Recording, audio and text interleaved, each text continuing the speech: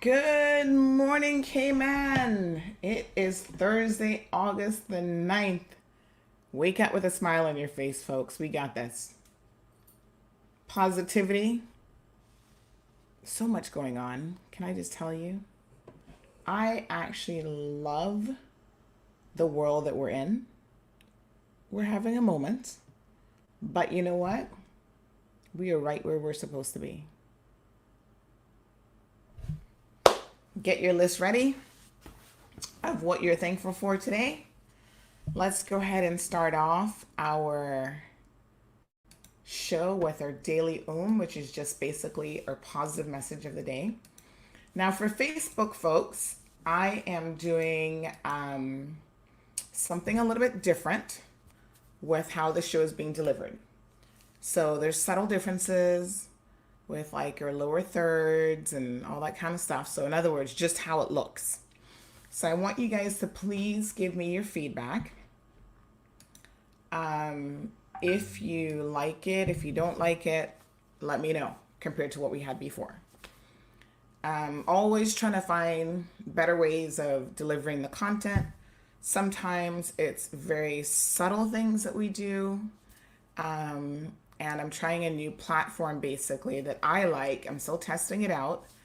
And, I'm kind of picky, so I'm looking for certain things on the back end in terms of the technology.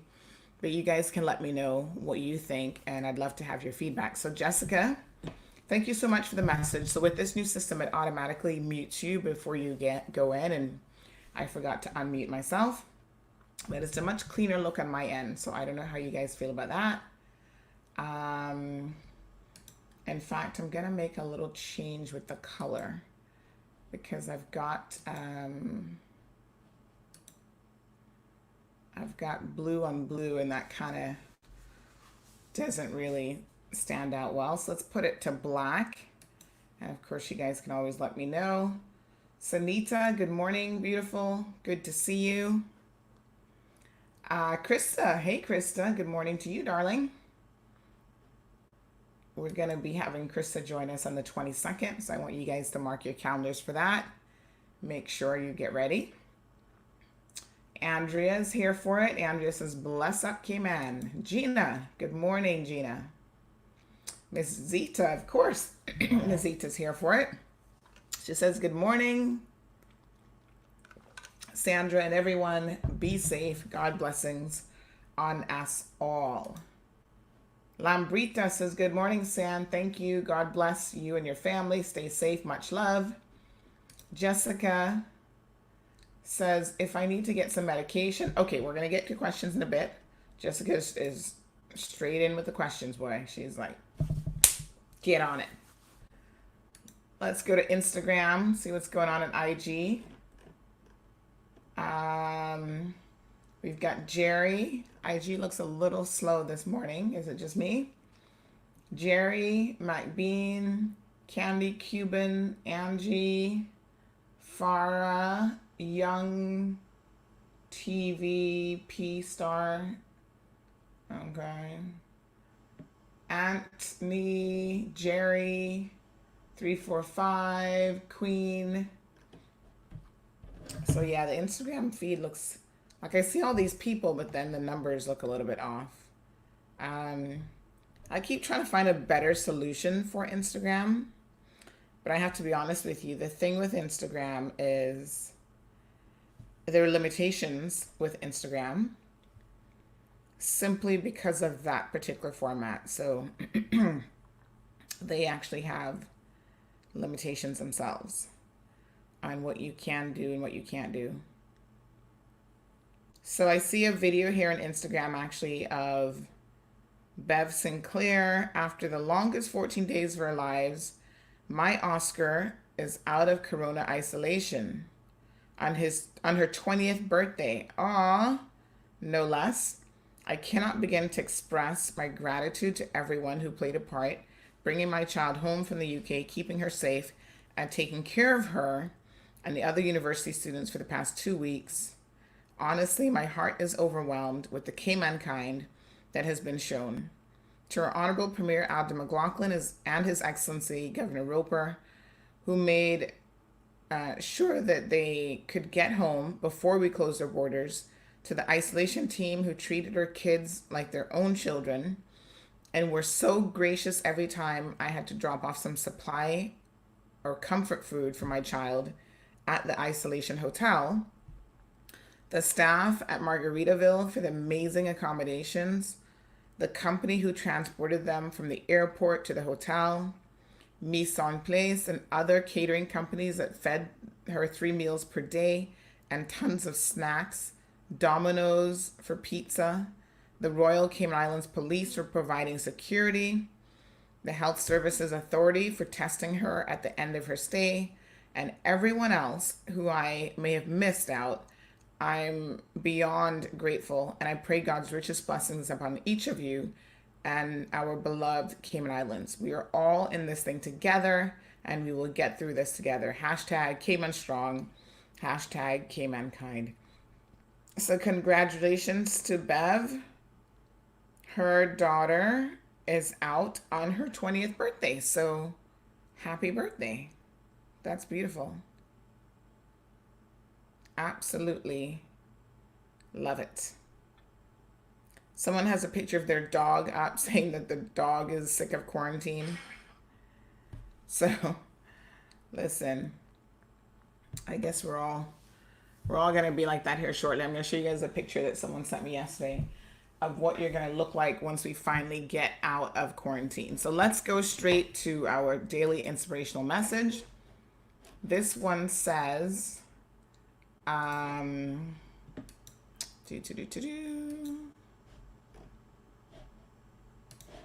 me just bring it up here. Give me 1 second.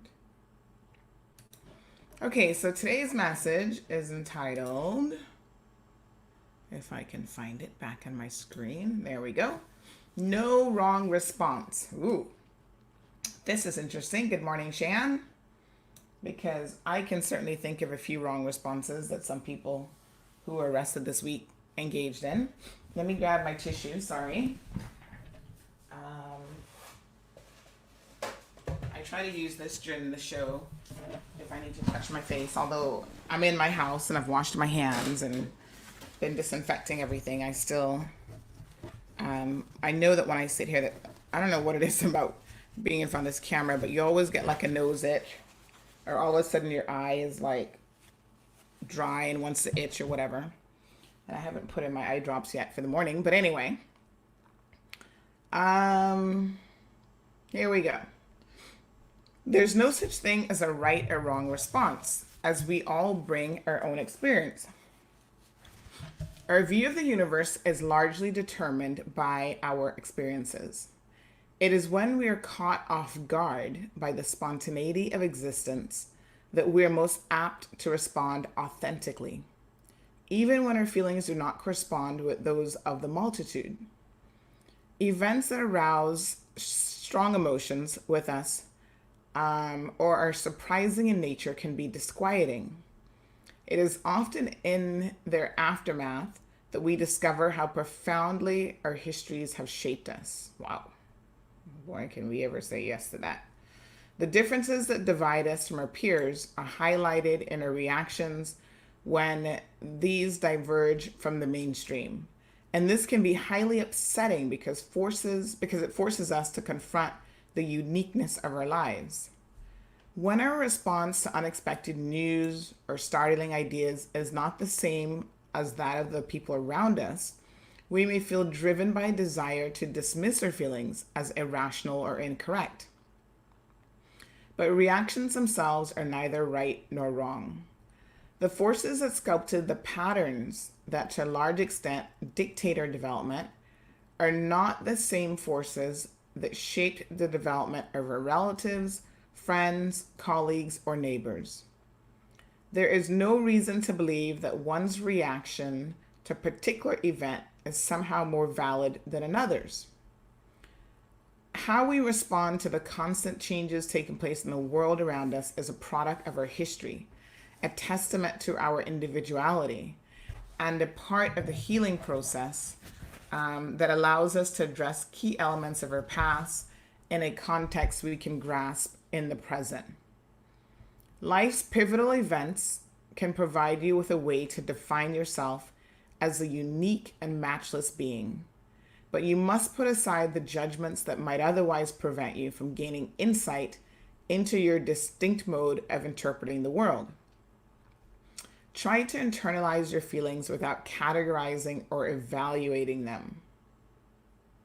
When you feel insecure of the legitimacy of your reactions, remember that cultural, sociological, spiritual, and familial differences can cause two people to interpret a single event in widely dissimilar ways.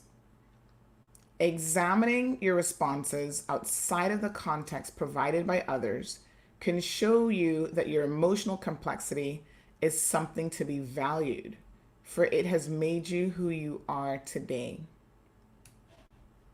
I get it. I totally get it. Really, this is about us being a sum of our experiences, right? So you are who you are because of all the life experiences that you've had. You are who you are because of your family dynamics. We've talked about that here before. And so who you are is incredibly unique to you. Like no one else has lived your life.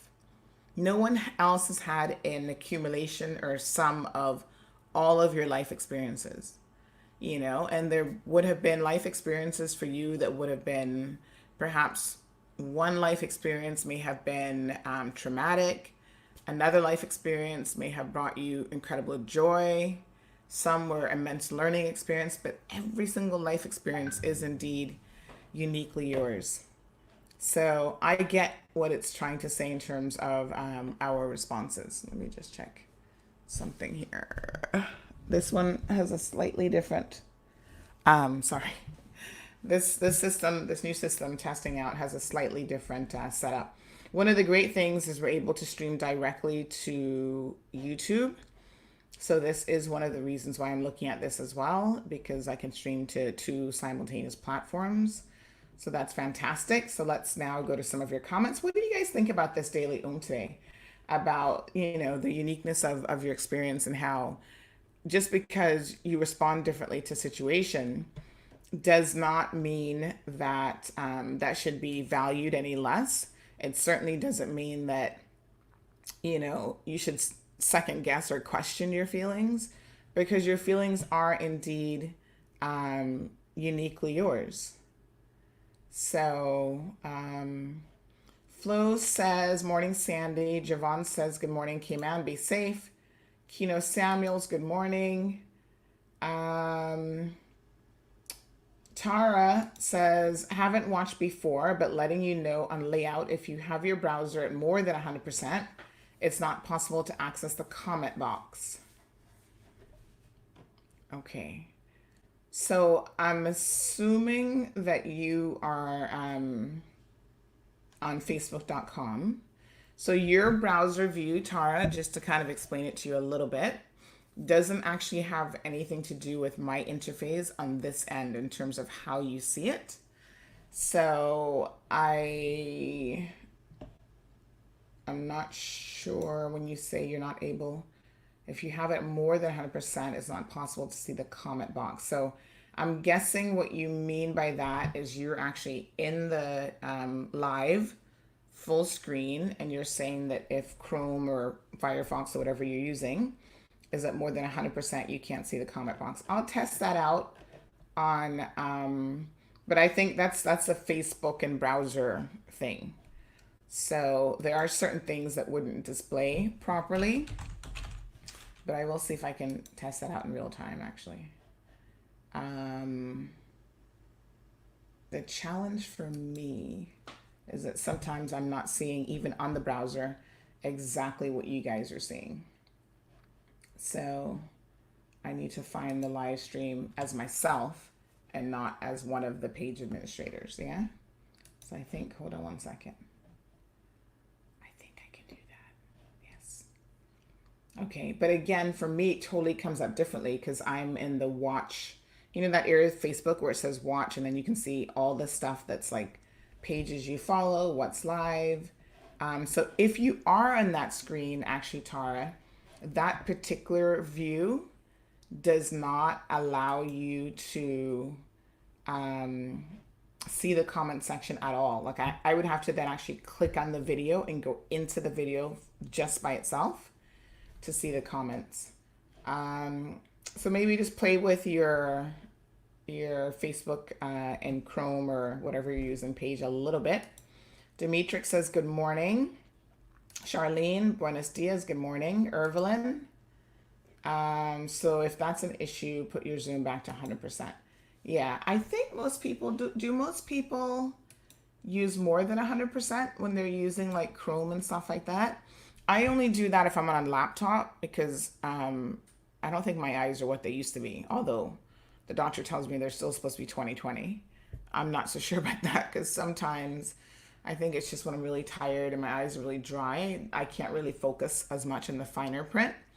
So the only time I tend to use more than 100% is if I'm using a laptop. But if I'm on a desktop, because I've got like a 32-inch monitor, the monitor size itself is pretty big. So I don't necessarily have to use that. And speaking of that, let me make sure my mic levels are good. Instagram, Christine, Iron, Trish, Just Breathe. Yeah, Just Breathe. That's the mode we're in right now. Shan says, Sandra, you really have some loyal viewers. Big them up. Thank you very much. Shan is one of them. Jeff, welcome. Thank you so much for tuning in. Cayman Esports. First time I've seen you here. Thank you. One-Legged Pants. What a name. Modern Day Cleopatra. Chris Turner. Thank you guys all for tuning in this morning. Shan says mic is loud. The mic sound is loud this morning. Love it. Thank you. Thank you.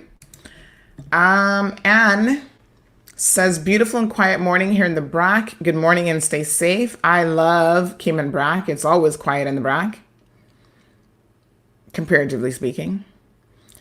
Andrea says we just need everyone to be safe and in God we trust. John Smith, good morning, John. Thank God for a new day. Yes, indeed. Norene, you have to tell me if I'm mispronouncing your name. Good morning. Sue, the beautiful Sue McLaughlin. Good morning. Andre is here for it. Andre wants to know what's the latest. Well, today we're going to catch up on some news, and then we're going to spend some time talking about all of these like conspiracy theories and fake news. A lot of them are, and what's like been circulating in relation to the coronavirus, because there has been a lot. Like we're only going to focus on a few, but honestly, the list is like super long, extensive. Michelle, good morning from Tampa, Florida. Michelle, where in Tampa do you live? That's my old stomping grounds. As you guys know, I grew up in Tampa for the most part. I left Cayman when I was very young, and I spent a lot of my formative years in Tampa. I completed elementary school. I did junior high school. I did high school. I did my first university degree at USF. So go Bulls, all right there in Tampa. And Tampa will always have a soft space in my heart. It has changed a lot though since I left in 1996, I think it was. A lot has changed in Tampa. So Tara says all feelings are valid. That is so important to remember. And she said, sorry, I did fix the browser. No worries. Yeah, so Orville, good morning to you, darling. Zunoya, I'm not sure if that's how that one is pronounced. Good morning. So Tara says, yes, I'm on a laptop, so I use 110%. Yes, that explains that for sure. Yeah, laptop screens are not as big as, obviously a desktop. Gina, bling, good morning. Deli, fix things. Fix things. That should be your motto right now. Jesus, fix things. Hurry up. Brow Lash is here for it. Good morning. Keisha, selfie, damn it, AB. Okay. A goose. How do you guys pick some of these IG names? Like, I'm always curious as to what led you to pick the Instagram name that you have. Um, okay, looking good, looking good. I'm here for it. I'm just again checking something really quickly. Right. Okay, beautiful. So let's dig into some of your questions. Ellen, go Bulls. I did 1 year at USF. Hey, Ellen, really? I never knew that about you. That's good. Listen, I went to USF. Now, Ellen is probably a little bit older than me, so I'm not sure when she was at USF, but I went to USF in the early 90s. I graduated from high school in 91. So go ahead and age me, folks. Yes, I'm 40, mid 40-ish. So I graduated in 91 from high school and I went straight to USF and started the fall. And you know what is so crazy? At the time that I was in my senior year in high school, everyone was trying to decide like where to go. And of course, USF is one of the top public universities in the state of Florida. So there's UCF, University of Central Florida, which is Orlando. There is FSU, which is FSU Gainesville? Or Dutch University of Florida. UF is the Gators, right? I always get them confused. So University of Florida, I think, is the Gators. So one is like in Tallahassee. Let me tell you. And then, of course, there was the University of Tampa, which is a private university. That's not a public university. And that one's like right in Tampa as well. So University of Florida is in Gainesville. Right. So UF is in Gainesville. And then FSU is in, let me try to remember here, Florida State University. That one is where? Is that Tallahassee? I'm pretty sure that one's Tallahassee. Yes, so that one's Tallahassee. So those are the kind of big ones. FSU, USF, UF, and to a lesser degree, UCF, University of Central Florida. And then, of course, some people opted to go to private school, which would be like UT and stuff like that. So I took a tour of the University of Tampa at the time because I was looking at all of my different options, and I did apply and I was accepted, and I declined because the tuition was like crazy. But what was so interesting is when I was doing my tour, they were like, "Oh, you're from the Cayman Islands." And I'm like, "Yes." But I didn't realize that it was like a thing because back then, technology definitely wasn't what it is today. So when I left as a kid, 8 years old, there was no such thing as smartphones, there was like barely probably the internet. It was the old time phones that you called people. So when you moved away, you lost contact with, all of your friends and everyone. And there would have been people here in my age group that I went to to elementary school at Georgetown Primary for the first couple years that I don't even know that they were, like today, if I saw them, I wouldn't necessarily remember that they were actually at Georgetown Primary with me because I don't remember a lot about like my early primary school days. I do remember though that there was this kid that I had the biggest crush on in primary school. And I want to say that his name was Dominique. So if anybody knows anyone in Cayman with the name Dominique, I think I had a crush on you when we were in primary school, like if you're around then. For some reason, the name Dominique kind of stands out. And he was so cute. I think all the little girls in primary, like that would have been what, third, fourth grade or whatever, thought he was super cute. And all I remember is he had like the most beautiful head of hair. Like he had black hair and it was like just full and, I don't know at that age what you're really thinking. But I do remember him for some reason. And then there was a little girl that I used to hang out with. I think that her family was like from Honduras, or she had some kind of connections. But I'm a Georgetowner, so I grew up right there off of Walker's Road, Boilers Road area, Hospital Road. So anyone down that road. But I had older siblings, so I was the youngest, and I think most of the kids in the neighborhood really played with my older siblings. And like I don't know that I necessarily had a whole lot of people in my year group or whatever in the neighborhood. So just kind of reminiscing a little bit, Ellen. when I decided to go to USF, because I went to University of Tampa, I did the tour, and it's a beautiful university. It's very like historical. The buildings are designed in this beautiful, almost like castles, you know. If you've been to UT or you've seen photos, you know the very famous look that they're famous for. And so they were saying to me, "Oh, you're from the Cayman Islands. You know, we have like a Cayman Island society here." And I was like, "A society?" And they're like, "Yeah, we have all these kids from Cayman here, and we have like a whole little area of our dorms for them. You know, like a wing in the dorms for the Caymanian students." And I'm like, "Okay, that's interesting. But why would you leave the Cayman Islands to then go and live in a wing with all Caymanian students?" Like, I didn't get it because, of course, I had been away at that point for like 10, 11 years, right? And I left really, really young.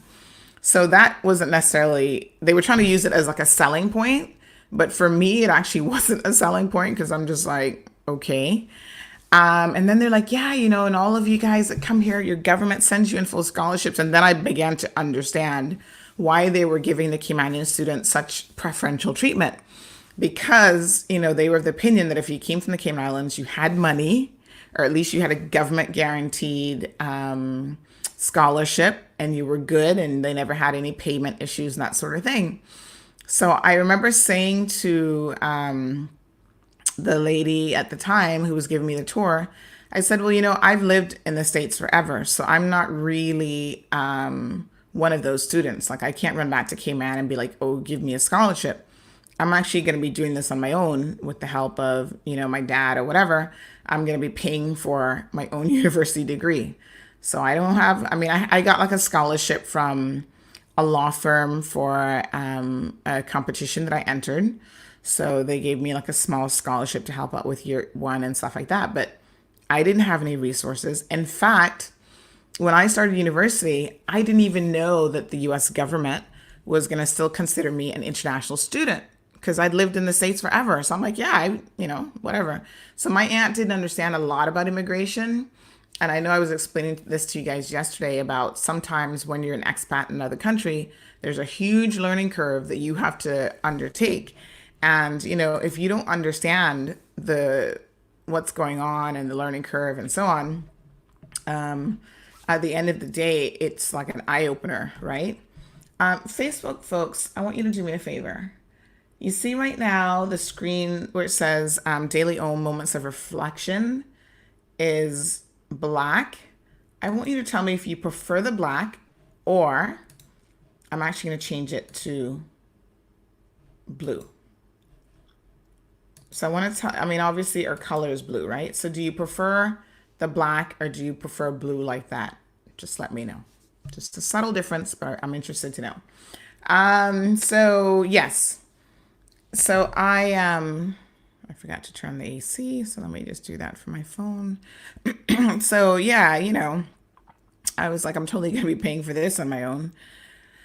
So I ended up going to USF. Really, you know, USF was a good school. It was a good financial decision, and they had the program that I was most interested in as a university student, which was a technical writing degree.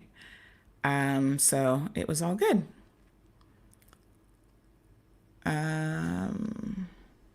So let's back it up a little bit. So Ellen, yes, I never knew that you were a USF. Well, you said you went for years, so I guess technically you're not an alumni. But Diana, good morning. Kathy, Sandra, by Truth for Youth, Walker's Road. So Kathy, did you grow up in that area as well? That was like walking distance from my house, definitely. Don likes the blue. He says blue is better. Thank you for the feedback. Tamara prefers the blue. Ning prefers the blue. Jessica prefers the blue. Charlene prefers the blue. Ann Morgan prefers the blue. Maislin, Marion. So I think the blues have it, folks. So we will stick with blue. Thank you so much for the feedback. Instagram. Lovely says, morning, Sandra. How do you pay for traffic ticket? Oh, yes. I do have an answer for you on this. So the basic answer is you go online. So government has been working on this whole e-services thing for a minute now. So there are certain things that you can conduct online. Good morning, Andrew, on Instagram. So you can register your businesses. You can apply for a business license. You can renew your business licenses. You can even do like an incorporated business, as far as I know. You can do all of that online now as well. Upload all of your documents. So the court services have certain functions that you can do online. So the payment of traffic tickets can be done online. So go check out, I think it's eservices.gov.ky. But if you have any problems finding the exact link, lovely, just let me know and I will get the exact link for you. The folks over at the licensing department, for those of you who have concerns about that, I just want to let you know that both the ministry and persons in the department are working on hopefully a viable solution that we will hear more about in due course. So that would be like the vehicle registration, because that's the most challenging part, because you can't do the inspection part if your vehicle requires inspection. That's obviously not really something you can do in a virtual sense, so you can't do that online. But they are working on deploying a method of being able to do the registration in conjunction with the inspection as easily as possible. So Anne is a fan of the blue as well. Kim Carby, good morning to you, darling. Jessica says, don't forget about my question about my vacation. Oh, yes. Thank you for the reminder, Jessica. So we are going to back it up. I want to pull this up because there have been a few changes in terms of like where we're at with the alphabetical system and what's going on. So I always try to refer back to the actual article to make sure that I am getting it right. So let me just, so we did do a whole segment on essentially all of the key points that you need to understand in relation to, let me just see if I can find the article here, what the rules are at the moment. So I do want to pull that up so that everyone can see that. Big shout out to Alric Lindsay. Alric, good morning. Alric has been sponsoring ad space to encourage people to stay home and do the right thing in terms of that. So this article was all about just the alphabetical system, how that works, and reminding us of what days belong to whom. So yesterday I went to the grocery store. I needed to pick up a few things. And when I went to the grocery store, I was like, why is there this long line outside of Foster's? Like, what's going on today? And I sent out a message to my WhatsApp group and I'm like, hey guys, is it any better at Countryside? Because I was in town, because I needed to go to Price Right as well. But I'm like, hey, I'll drive back to Countryside if it's any better than this. And pretty much the response that I got from everyone is Countryside was very busy yesterday. West Bay location was busy. Even, what's it called? Cayman Bay was likewise busy. Because, and I totally forgot this, of course, tomorrow is Good Friday. And Good Friday means the grocery store will be closed. So me not remembering that, I was just like, oh, right. Well, that explains why the grocery stores are packed today, because like myself now, although grocery stores are open on Monday, because I think a lot of us were thinking they weren't going to be open on Monday. So we would have to go an entire week, heaven forbid, right, of no grocery shopping. I think people are just stocking up, and plus shopping for the weekend. Like, if you have larger families, you probably want to cook Sunday dinner for Easter Sunday. There's no camping this time around. So, of course, people are getting prepared for the weekend as well. So in terms of the details, so new provisions will permit certain essential activities by persons based on their surname. So again, we know that grocery shopping surnames seem to have worked and helped. So basically what they did was they extended the surname thing to other services such as going to the banks and generally speaking, just being on the road. So Jessica wants to know, does that apply to her going to the pharmacy? So here's what we know. The exception to the alphabetical system, and this answers Jessica's question directly, is collecting food from a restaurant, medicines from the pharmacy, or emergency medical care at healthcare facilities. So that basically is exception.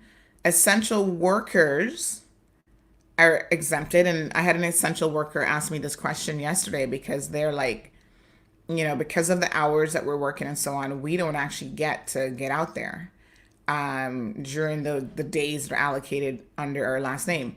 So the alphabetical system only applies to customers and patrons. So it does not apply to the essential workers. And you will know if you have essential worker status because you're supposed to have a letter that says you have essential worker status. The other exception is exercising. So you're allowed to exercise any day except Sunday, which is a hard curfew day, from for your hour and a half. Obviously, after the curfew lifts, so basically after 6 in the mornings, or after curfews from 7 to 5. So, but I think they said exercising after 6 or something like that. But you get an hour and a half of exercising per day, except for Sundays, which is now a hard curfew day. Banks are obviously open from 9 a.m. to 1 p.m. And so now, if you need to do anything else, so if you're just taking like a regular trip to the pharmacy to pick up like non-emergency medical stuff, you should be using your alphabetical days. So Monday, Wednesday, and Friday for everyone who's A through K. L through Z is Tuesday, Thursday, and Saturdays only. If you are part of the whole child custody thing, you are permitted to, pursuant to your court order or whatever mutual agreement you have between the parents, you one of the few exceptions, or really the only exception, that can go between households. There was a video that we posted a couple days ago that got a lot of attention on social media about some persons at a pool, some Cuban nationals I now understand, at a pool having a good time. The interesting thing about that is a lot of people are very defensive. They're like, why is CMR up in these people's business? They're having a pool party. There's nothing wrong with that. They were saying all kind of stuff in Spanish, cursing out Corona this and, whatever. But people don't know the amount of information that we get. Sometimes in advance of posting these things, and a lot of times we get even more information afterwards. So when people try to create a certain narrative and they try to basically lie, there's no other, this is the hard, cold truth, right? So there's no other way to sugarcoat that. People lie all the time. So you put up a picture of them calling them out. They're like, no, I was helping my granny who just had a stroke, and that's why you saw me in my bikini running on the beach. I was like, okay, if you say so. Anywho, we've gotten additional information on who those persons are. Apparently, they're Cuban nationals that have received asylum and they're living in the Cayman Islands. That was not a private house, like what people were saying. It's a condo. And the premier specifically said, stratas and condos, you are not permitted to use the pool area, to be out in the pool, to be hanging out sunbathing. None of that, because that is a communal area. That is a public space. Yes, it is private property, but I want people to understand how private property works. When you go to the pharmacy or the grocery store, that's private property too. But it is considered a public gathering space. Churches are private property. They're owned by the churches, right? However, that is a public gathering space. So a lot of people are misconstruing what's considered public. Like it's only public if the government owns it or if it's like a public road. No. If that's the case, the government would not be able to tell you, don't go to church, because that's defined as a public space. So public spaces are,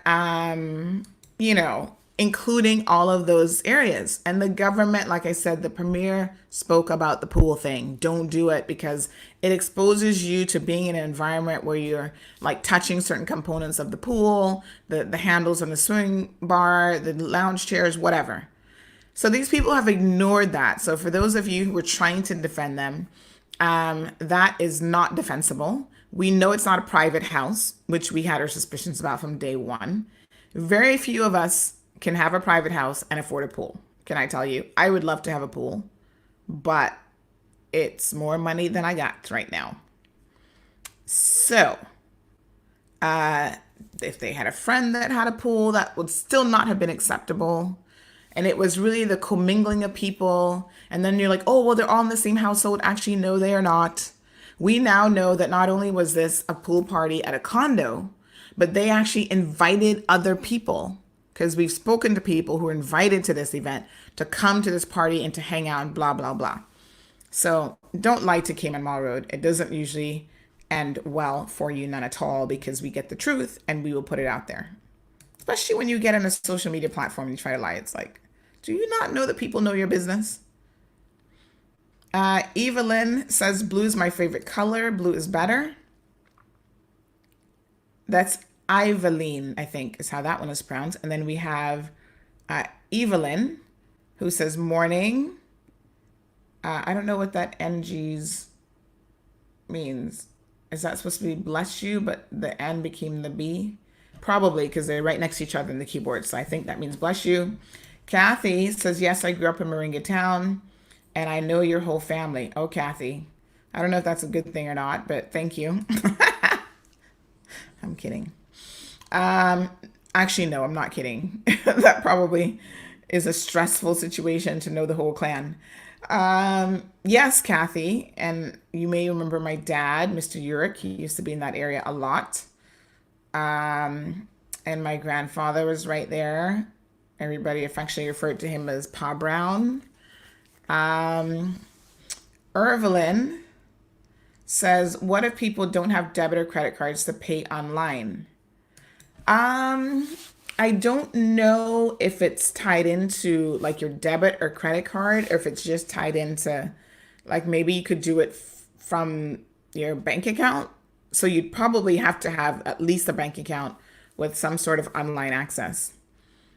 But Irvelyn, the lesson here is for anyone who does not have a bank account, anyone who does not have online status or online ability to handle their business with their money, or they don't have a debit or credit card, contact your banks, email them, and basically get on it. Like, get a debit card. You know, I'm not a huge fan of credit cards. And I don't really believe in them because we tend to run up unnecessary debt with them.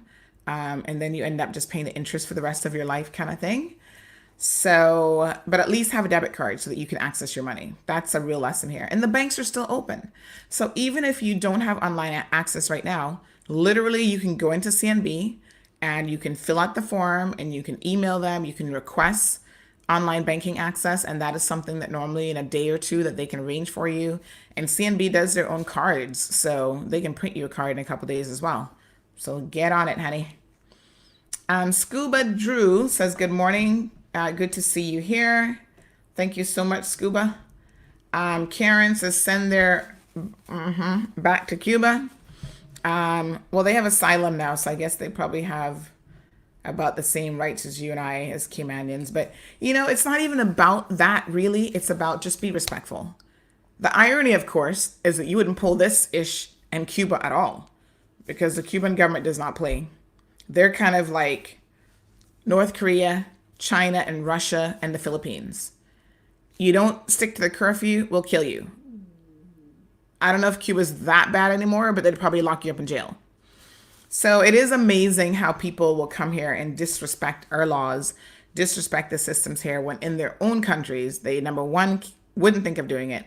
And number two, if they did do it, there'd be some severe consequences.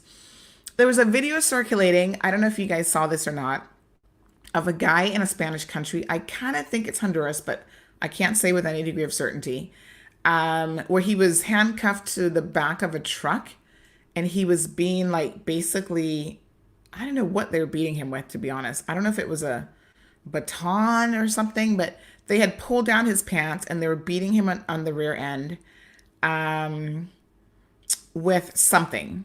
And I mean, his behind was like blistering when they were done with the licks. And it was because allegedly he had broken curfew and he was out when he wasn't supposed to be out. And we've seen the ones from India where they've been hitting them with a baton, like on their bicycles and that sort of thing, telling them to stay inside. So a lot of countries are, the police and the governments are resorting to violence. It's funny because this past weekend we had an incident where a young man might have taken a few licks. He's now out on bail and has been all over Instagram with his fan club, gearing people up, like he did nothing wrong. Can I just say something about that whole situation?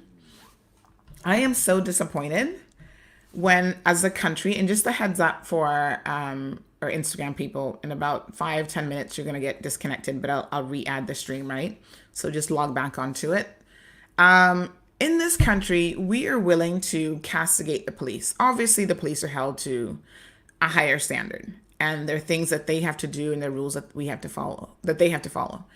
But the same energy that we put into castigating them for what happened on Saturday, the final outcome, I would love to see us put that exact same energy into castigating him as a 23-year-old. Why are you out there running about on a bicycle illegally on these streets, jeopardizing people's lives on a daily basis? Because I understand this kid is on his bicycle every single day.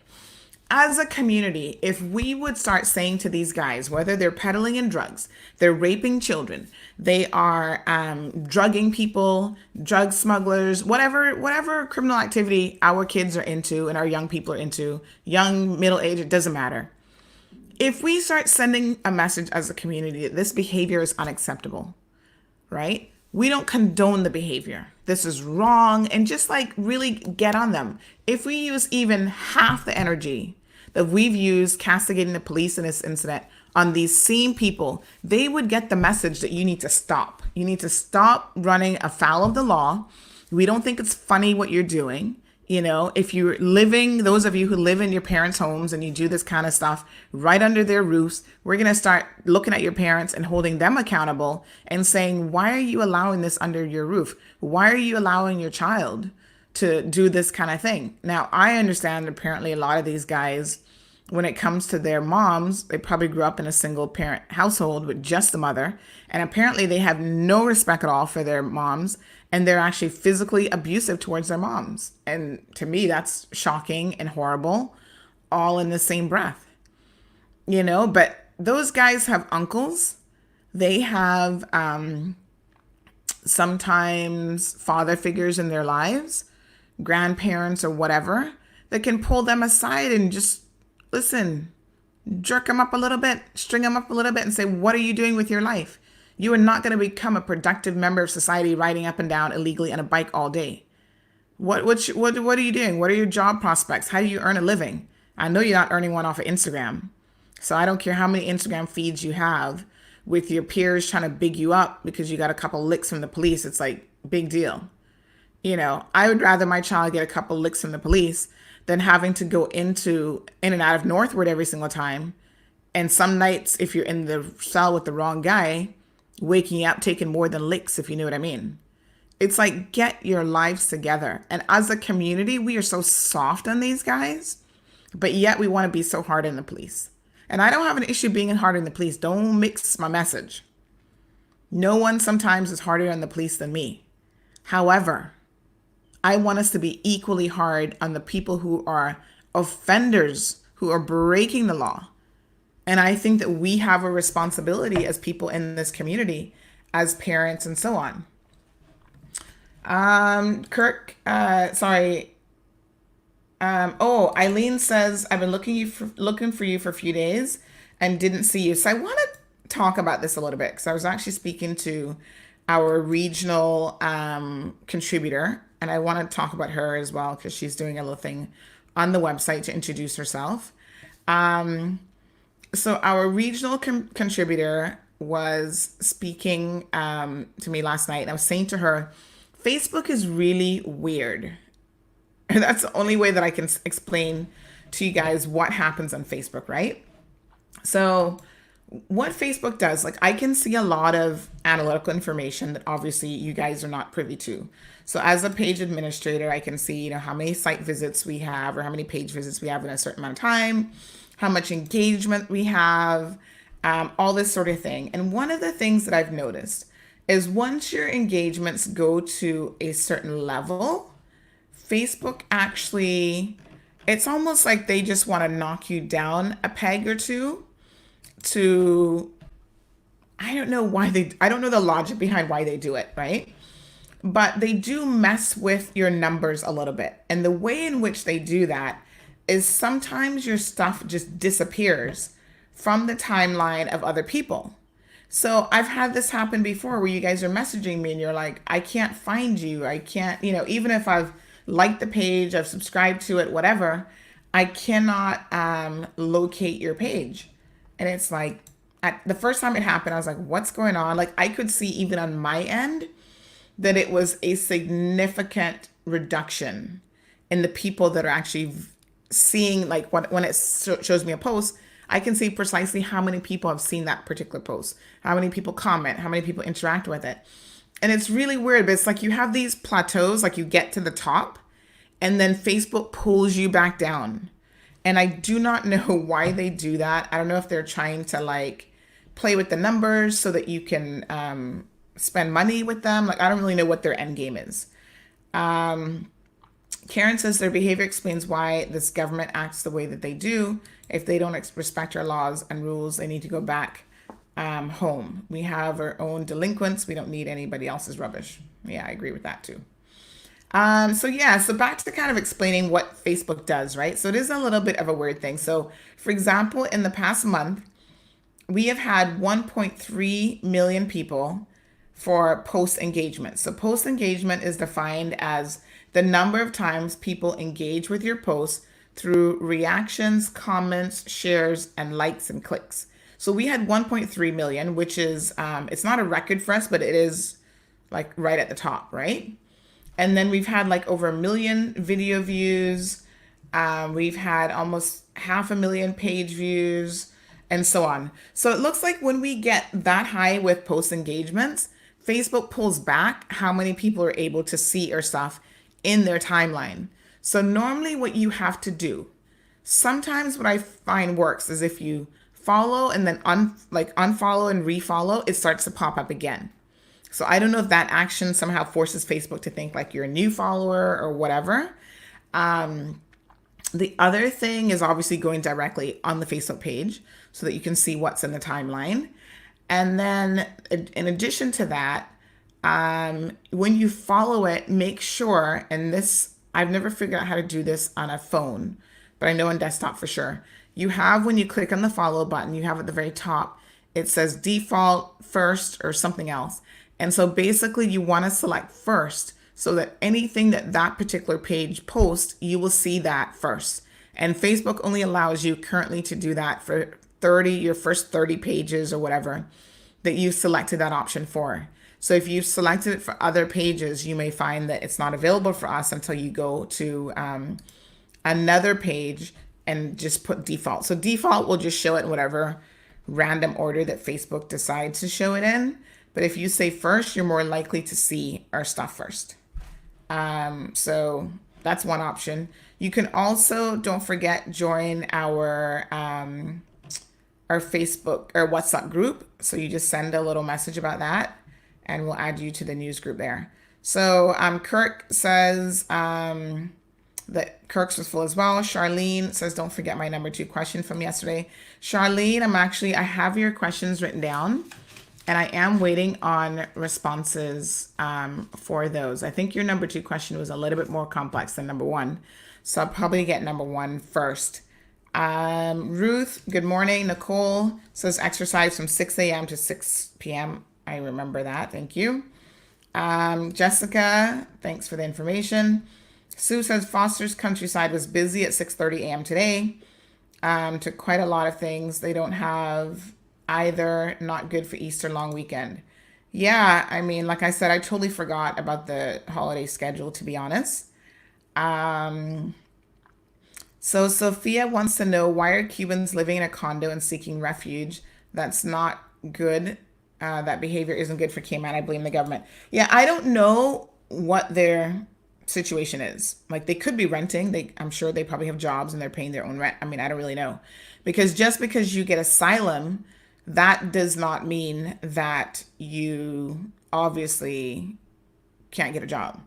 Asylum, normally political asylum. There are other types of asylum, but normally we give political asylum here, to some Cuban refugees. Like, they have to make a case that, their government is going to prosecute them or whatever, which sometimes it's because of who they are, if they have certain connections in the community, maybe they're media or they're spoken out or whatever. So a long time ago, I wasn't actually living in Cayman at the time, but I have heard the stories in the, I think, like early to mid 90s, when we had a whole mass group of people that came from Cuba that were granted political asylum.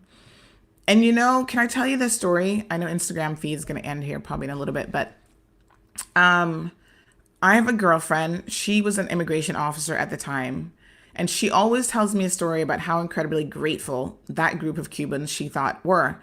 Just how they interacted, and they almost had this sense of entitlement. I don't know if they thought they were on the shores of Miami and we had to just roll out the red carpet to them, or what the situation is. But to this day, my girlfriend has a scar on her ankle, on her leg, from where they had like a little mini riot or something, which ironically enough, they could not do in Cuba. But one of them actually pelted her with a rock. And she has a scar that will be there for the rest of her life from that incident, of where they chipped like a piece of skin off of her leg. And has a scar to remember that. So I always think it's so interesting that, that people, come here, and we do roll out the red carpet to a lot of people here, and they're still incredibly ungrateful and rude to the local community. So Cameron says, so if you broadcast live or share things in a group, how you don't expect it to go viral? I don't know if that was related to what someone else said about anything, but okay. I think Cameron is going back to the situation with the fake news thing with Mario. I mean, he's arrested, so we're going to leave it there. I will update you guys once there's more to update. Irvelyn says, bless. Yes, I know that that's what you meant to type. Kathy says, that's great. Sandra, we are one. Yep, you're right. Elizabeth Moya, buenos dias, feliz semana santa. So for those of you who speak absolutely no English, no Spanish, she basically says good morning. Feliz semana is like happy week. And then she puts a full stop, which I don't think she meant to put, but Santa's like, I'm pretty sure that means like happy, what's it called? Easter week, like going into the Easter weekend. Lynn Byrne, DJ Lynn is here for it. He says agreed. I'm not sure what comment that was for exactly. Hopefully we can have an honest dialogue regarding how this is possible. So I think, okay, Instagram feed just ended. Let me just get them restarted. So I think Charlene's question again was kind of like about us resetting the, like kind of just resetting the clock, and hopefully, being a little bit more choosy about, number one, who we let into this country now that we're going to allow them to leave. And secondly, the other thing that we for sure want to do is maybe try to pick a better caliber of persons that we are allowing into the country, because that would be super awesome and probably save us a lot of future headaches. But we saw it happen with Hurricane Ivan, and I hate to say Charlene, but it didn't, the long term didn't work out for us. So I don't necessarily see it happening now, but we shall see. Maybe we've learned. I don't know. Lynn says, just follow the laws and hashtag stay home Cayman. It sounds so simple, and it should be really, really simple. But I do not know why it isn't, but I agree. Stay home. Orville says yes, a baseball bat. Orville, I shudder to really think about what you're talking about right now. We don't necessarily want to advocate beating people over the head or any violence, but anyway. Cleve says that video is old with the guy getting his backside beaten. Okay, so it's not related to, you see, we're going to talk about fake news here in a second, because this always happens. People start circulating stuff and they're like, oh, well, this is what the curfew, and Cleve says that it's actually not. So Elizabeth confirms that it's old. Yep, so Sue agrees, just stay home. We'd all love to have a pool party, but this isn't that kind of situation at the moment. It's not that kind of vacation. Sophia says them Cubans shouldn't even be in Cayman. The things that they do, we as real Caymanians not doing. It's not acceptable for sure. And I don't want to make this like an anti-Cuban thing. I mean, I have family. My family has family in Cuba. They're Cubans. And in fact, many, many years ago, they have rights to be a Caymanian if they want. And they came to Cayman, and can I tell you something? They left. I'm thinking Cayman's the most beautiful country in the world. Cuba's all right. It has beautiful things about it. But would I be moving to Cuba? Probably not. I think we have so many freedoms here. We have so many opportunities here. And so apparently the story goes that they came and like they are professionals. One's a school teacher and whatever. And you know what? Life in Cayman was too much of a hustle for them. They were too used to the government system in Cuba where you get like an allotment of, this amount of cheese from the government, so much milk for the month. Like young kids up to a certain age are guaranteed like a certain amount of milk for their growth and development, whatever. You might get like a thing of cheese every single month. So it's a very socialist system. So the government, that's why they have the controls that they do and why they take so much from you. But the people are used to also getting a lot of things. So apparently when these relatives of ours came from Cuba, they were not used to, you got to get up every single morning, go on a real hustle called a job, and work for whatever you want. Like you can have whatever you want in this country, but the government isn't going to give it to you. Well, except for the few people who are NAU, but you know what I mean, right? And so they were not used to that. So they packed up and left and went back to Cuba. And it was like, what? But those are the same people who will sit down in Cuba and be like, oh, can you send me some money, please? And it's like, no, we all have to work. You had the opportunity to come to Cayman and work just like everybody else. So it's kind of interesting how people, again, going back to the daily of the day, how we are a product of our own experiences. I know kids in Cayman, who have grown up in privileged situations and they get everything handed to them. And their lack of hustle in life is so incredibly apparent because they have had this silver golden spoon in their mouths. And I think parents do their kids such a disservice when you give them everything because they don't know the value of working for those things. So unfortunately, they become lazy, they become complacent, sorry.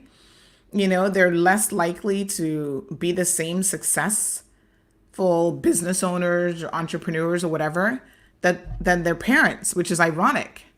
I don't know if you guys have ever read a book called The Millionaire Next Door, but it is an awesome read about the behaviors and the ways in which millionaires think and the things that they do as to why they're actually millionaires.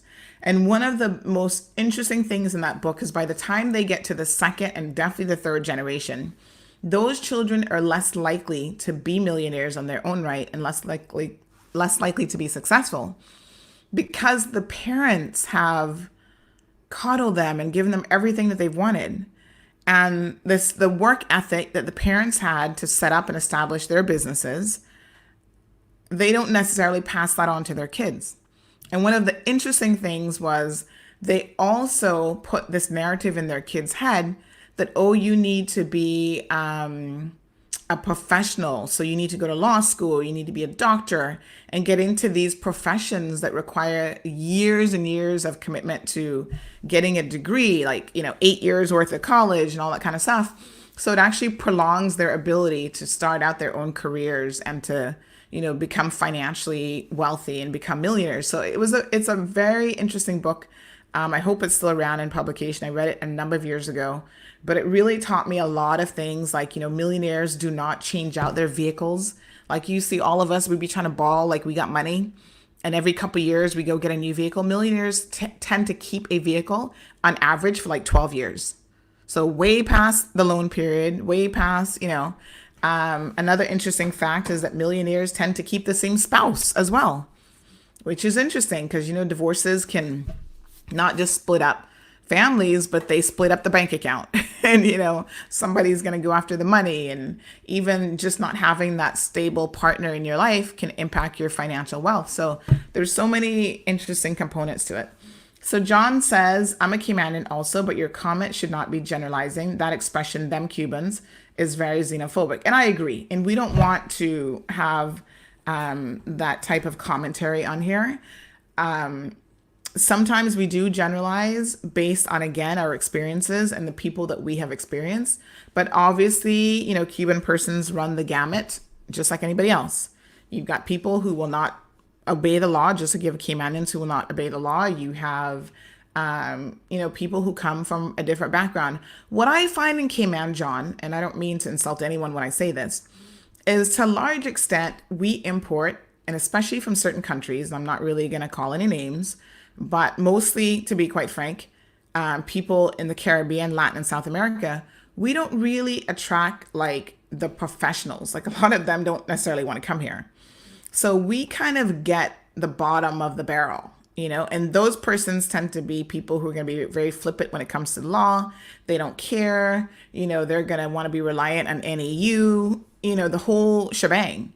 So we don't always bring in the best caliber individuals into this country. And some of that is because of our own making. As employers, we want to hire people, cheap labor. And, we're not even doing background checks ourselves on these people. As long as immigration approves a work permit, we're like, oh, great, fantastic. Get them here. Let's get them working. Next thing you know, it turns out that your yard guy is actually a murderer from where he came from. And he goes out there and kills Estella Roberts. It's like, we just don't always bring in the best. And I find that happening more and more, unfortunately. Sophia says the behavior in our country is unacceptable no matter where you're from. You understand. Absolutely. Karen, is it Karen or Karoon? It's 2 double R's with a C, so I'm not sure how you pronounce that, but good morning to you as well. Irvelyn says it's true. I don't see you sometimes. Even when I see the notifications, it would not come up and I have to go to your page and search to see what you're on. Yeah, it's very, very strange. Facebook. Always trying to hold people down. Jackie joining the conversation. Sophia says, John Smith, yes, because when a person commits a crime, the media says Cuban, American, Jamaican. It's to be specific so the public can know it's not Caymanians or Jamaicans this time. It's Cubans, to be specific. Okay. Sophia says they can't work. I don't know why they can't work. You mean if they have political asylum, they can't work? Or just right now, because a lot of people are not working. Semana Santa equals Holy Week. Yes, I figured, which is Easter. John is always helping with my Spanish. Thank you so much. I know Semana means week, and I figured Santa was probably Easter. But thank you for that. Donovan, all the way from New York, tuning into the program. Donovan, what is it like in New York? I would love to bring you on the show so you can tell us about that. As you guys remember, Donovan was on our show before, one day last year, I think it was, basically talking about a certain minister of government, aka Dwayne Seymour, who had not paid his pension while he worked for him. I think after months and months and months of a lot of back and forth, that Donovan finally got that sorted out with the pension administrator. Morna says, morning, Sandy, have a safe weekend. Antoine says, how does caliber of people affect who does and doesn't conform to the rules governing the crises? There's a wide cross-section of people here, and we have unruly persons in every nationality. Well, this isn't a nationality thing. This is what I'm telling you. So, Antoine, I want you to listen to what I actually said. We have, as Caymanians in this country, a certain segment of our population, that's what I mean by caliber, like I'm talking about the segment, who simply do not care about the rules. They run afoul of the rules all the time. What I'm saying to you is we import a lot of that same caliber or grouping or segment of other people's population as well. There are people who are less likely in any society to not break the rules, and people who are more likely to break the rules. And all I'm saying is we don't do a good job of bringing in a whole lot of law-abiding people. And we can see that by just looking at the court list every single day. And that includes our own people. It's like the 20% is always going to be up to no good kind of thing. And so, yes, we have our own. It doesn't make a difference where you're from. You can be from anywhere in the world. But we are still not importing the best that we could. We're still not importing people who even have common sense sometimes, who even can understand the laws. And I said this a couple days ago, and I don't really care who likes it or who doesn't like it, to be honest, because here in this show, we speak the cold hard truth, and you don't have to agree with my version of the cold hard truth. You're entitled to your own opinion. You're entitled to your own truth. Just like the Daily Om said today, your experience is unique. And so I'm speaking from my experience. I have found that ignorance begets ignorance. When it comes to relationships and people, what I mean by that is you tend to attract what you're putting out in the universe. I have seen very few smart people, and I'm not talking about book smart, but just smart people. Lots of common sense, however you want to define smart. I have seen very few of those people attract dumb people. Opposites really do not attract. And if you keep attracting a certain type of individual in your life, at some point you have to look at yourself and say, what is it about me that keeps attracting this type of person? Just like people who engage in criminal activity, look at the persons that they tend to attract into their lives. They don't tend to attract law-abiding citizens.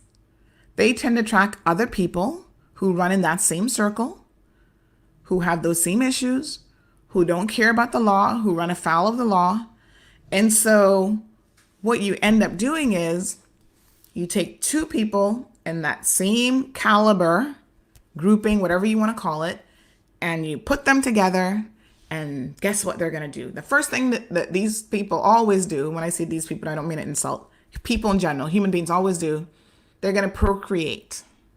They're going to have kids. And then it becomes a multi-generational thing. Ignorance begets ignorance, and it goes down the chain. And that is why, and once again, I'm speaking from personal experience, personal family experience. I know this firsthand. That is why it is incredibly difficult to break cycles, familial cycles.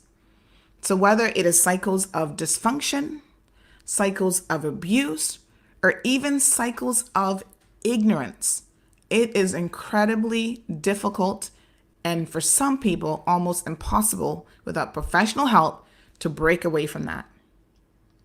It would be great if people who had no common sense could attract and marry people who did, to mix up the gene pool a little bit, and to hopefully give their kids a chance of 50-50 being raised by one parent with a little bit of common sense. But that doesn't normally happen. And I'd be happy to have that conversation for sure. Chance from the BRAC, good morning. And yeah, these are worldwide things. That is not unique to the Cayman Islands. I mean, it is what it is.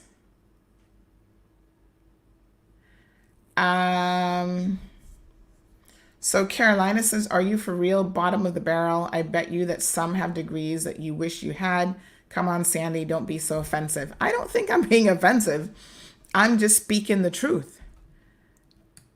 And bottom of the barrel is an expression that everybody can understand what it means. And this has nothing to do with degrees.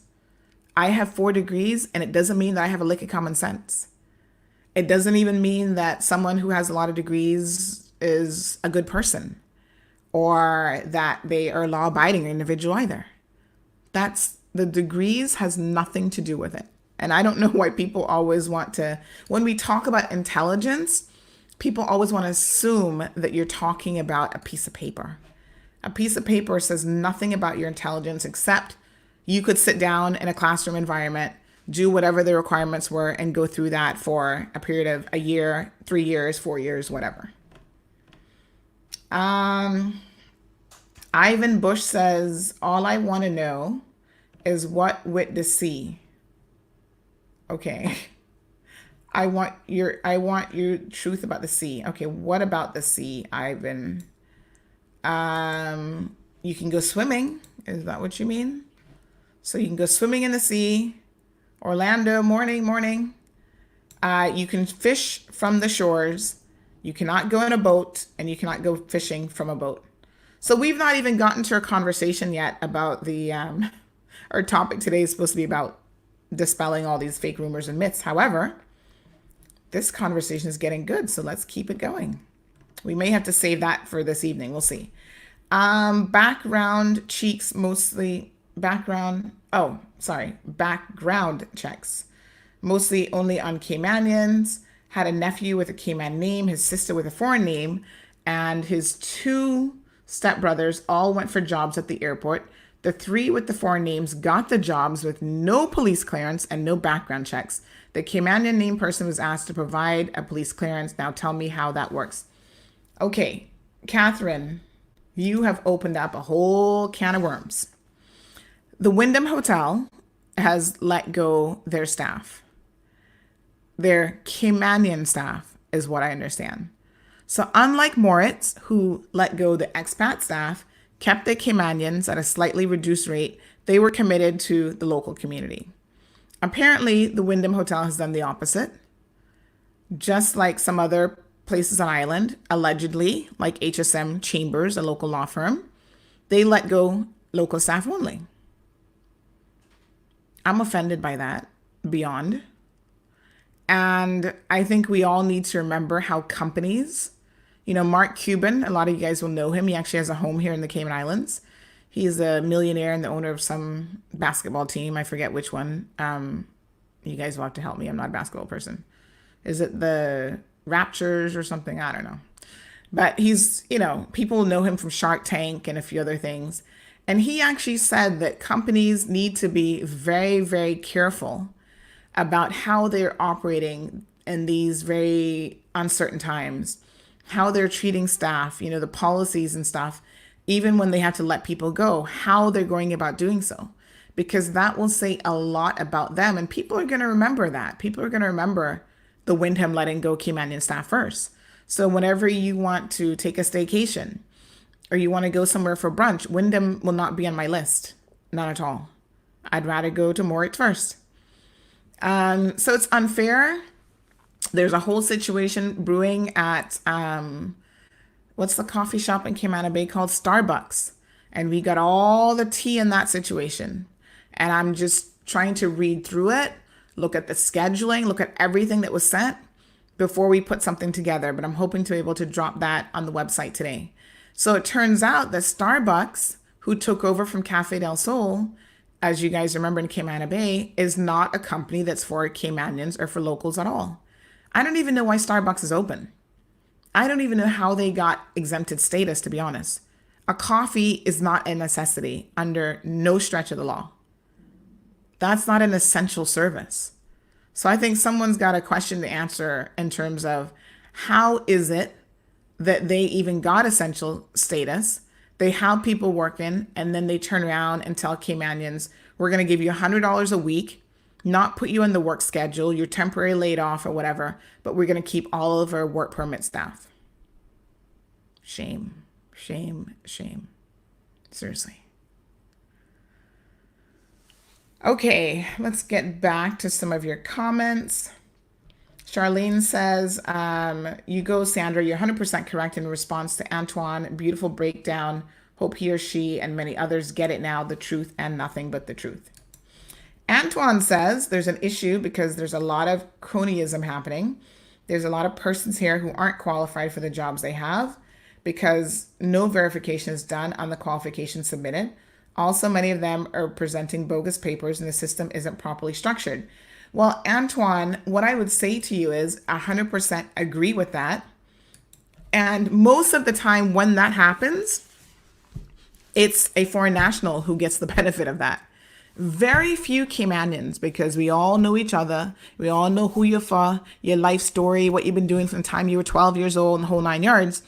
Very few Caymanians have the opportunity to fabricate or make up their history. Let me give you an example of what I'm talking about. When I used to have my business in West Bay, I purchased this photocopier at the time that was like a top of the line, laser, color printer, color photocopier, the whole 9 yards, right? And I remember a lady coming in from the Philippines trying to use the photocopier, and she was asking me for my help. And I said, okay, sure. Like, how can I help you? She was actually trying to photocopy her name. Like, she'd taken her name, printed it out on a piece of paper, taken somebody else's certificate, put her name over that portion of the certificate, was trying to photocopy that so that then she could present that to her employer, to present to immigration, to say she had certain qualifications that, that she did not have. Now, the interesting thing about that is, of course, that's fraud and that's a lie. And when she showed me what she was trying to do, I'm like, Miss, first of all, I'm a Caymanian. Why would I help you to perpetrate a fraud on the Cayman Islands government? Obviously, whatever job you're applying for, you're not qualified for the job. You're making up this certificate. You've gotten your friend's certificate and you're trying to put your name on it, knowing that the employer doesn't have enough sense to even call these institutions or to verify this. Immigration definitely not doing it, right? So no one is cross-checking. No one is doing any of that stuff. And you will get the job probably at the detriment of a Caymanian who may have had the experience or the qualifications, but won't be given the time of day.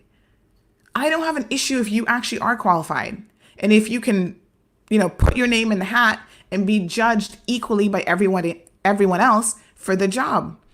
But when you talk about bogus papers, Antoine, most of the bogus papers are coming here with people on a plane. It's not Caymanians who can make this stuff up. There's one famous example of a Caymanian who tried to do that. Let me tell you about this story. So back in the day, I used to work for Maples and Calder. And there was a Caymanian girl there working in accounts. And, she'd gone off to university, came back and got this nice job at Maples. She had a brother who also was working at Maples as like the financial comptroller or something. And then he was going to law school. Like everybody's like, these are good Caymanian kids, young adults doing their thing, blah, blah, blah.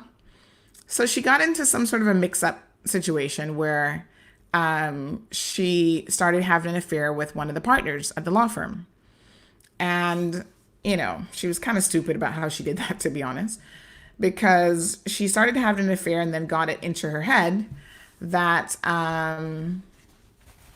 she wanted to become the wife. And most side chicks should know that the end goal is you're not going to become the wife. Okay? So take some of that cold hard truth with you. Siobhan Hides, take some of that cold hard truth with you, figure it out. And there's nothing that is going to make you the side chick with these guys. They want you as a side chick because they want to have their cake and eat it too. It's not that they are probably all that into you either. So even when you have the baby, Siobhan, that's not going to lock it down. You know what I'm saying? He's moving on before you've even given birth. That kind of thing is going to happen.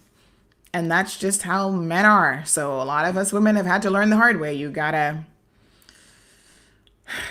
Anyway, that's a whole other show. So anyway, she went on this tirade about wanting to be the wife and did things in the office that were really, really stupid. So she sent out this letter in all the mailboxes of all the lawyers and stuff. Like she went in early one morning and did a whole thing about the whole thing with the affair and what was going on and and she just went like the crazy side chick kind of thing, right? So as a result of her actions, the firm started digging into her a little bit more. Come to find out, she had actually falsified. Now this is just beyond stupid, because sometimes when you're doing the wrong thing, the best thing for you to do is keep your mouth shut, keep your head down, go about your business, pretend like you're invisible.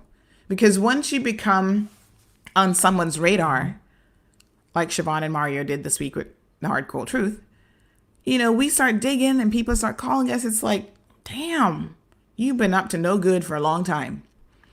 So sometimes staying under radar is in your best interest. And she didn't do that.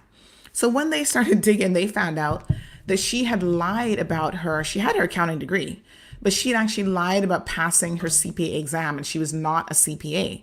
And that was one of the requirements of this highfalutin job that she had gotten. So unfortunately, because she lied in her CV and she lied that she had this degree or this qualification, that she'd taken the CPA exam, and apparently she'd used somebody else's CPA certification number or something. Well, you know what happened to her? Out the door. Leverage says good morning. Ivan says he can't feed his family because he needs fish. But Ivan, you can shore fish. You can go out there on the shore and do that. Ivan says, think about the older Caymanians that can't read or write, and they growed on is knowing just to fish, to sell, to buy food for their families. No, I'm really concerned because this may lead to crime. All right, first of all, no one who is hungry in this community will go hungry. We have Meals on Wheels, if they're older Caymanians especially, that they can get daily meals from. We have lots of private companies that are coming forward and making donations of meals to the food bank. We're going to be covering another company that has just decided to donate another 100 meals. Dr. Yuran and Dr. Sophia at the doctor's hospital are donating meals from that kitchen there every single day to make sure that people are fed. So Ivan, if you know these people who are actually in need, there's no need for them to break the law by going out in the boat fishing. Number one, they can shore fish. Number two, if they are really hungry and they need food, they can reach out to NAU. They can reach out to some of these nonprofit organizations. Heck, they can even reach out to me, and I will ensure that they get a meal. So let's not have it in our head that we have to break the laws set by the Cayman Islands government, in relation to the curfew to try to get this thing under control, under the misguided belief that if we don't, we can't feed our families and therefore we're forced to break the law. No law-abiding citizen, even when they are hungry, will go out there and break the law just because they're hungry. I'm telling you straight up. You don't even think that way when you're in need, right? You beg first before you steal. That's the bottom line.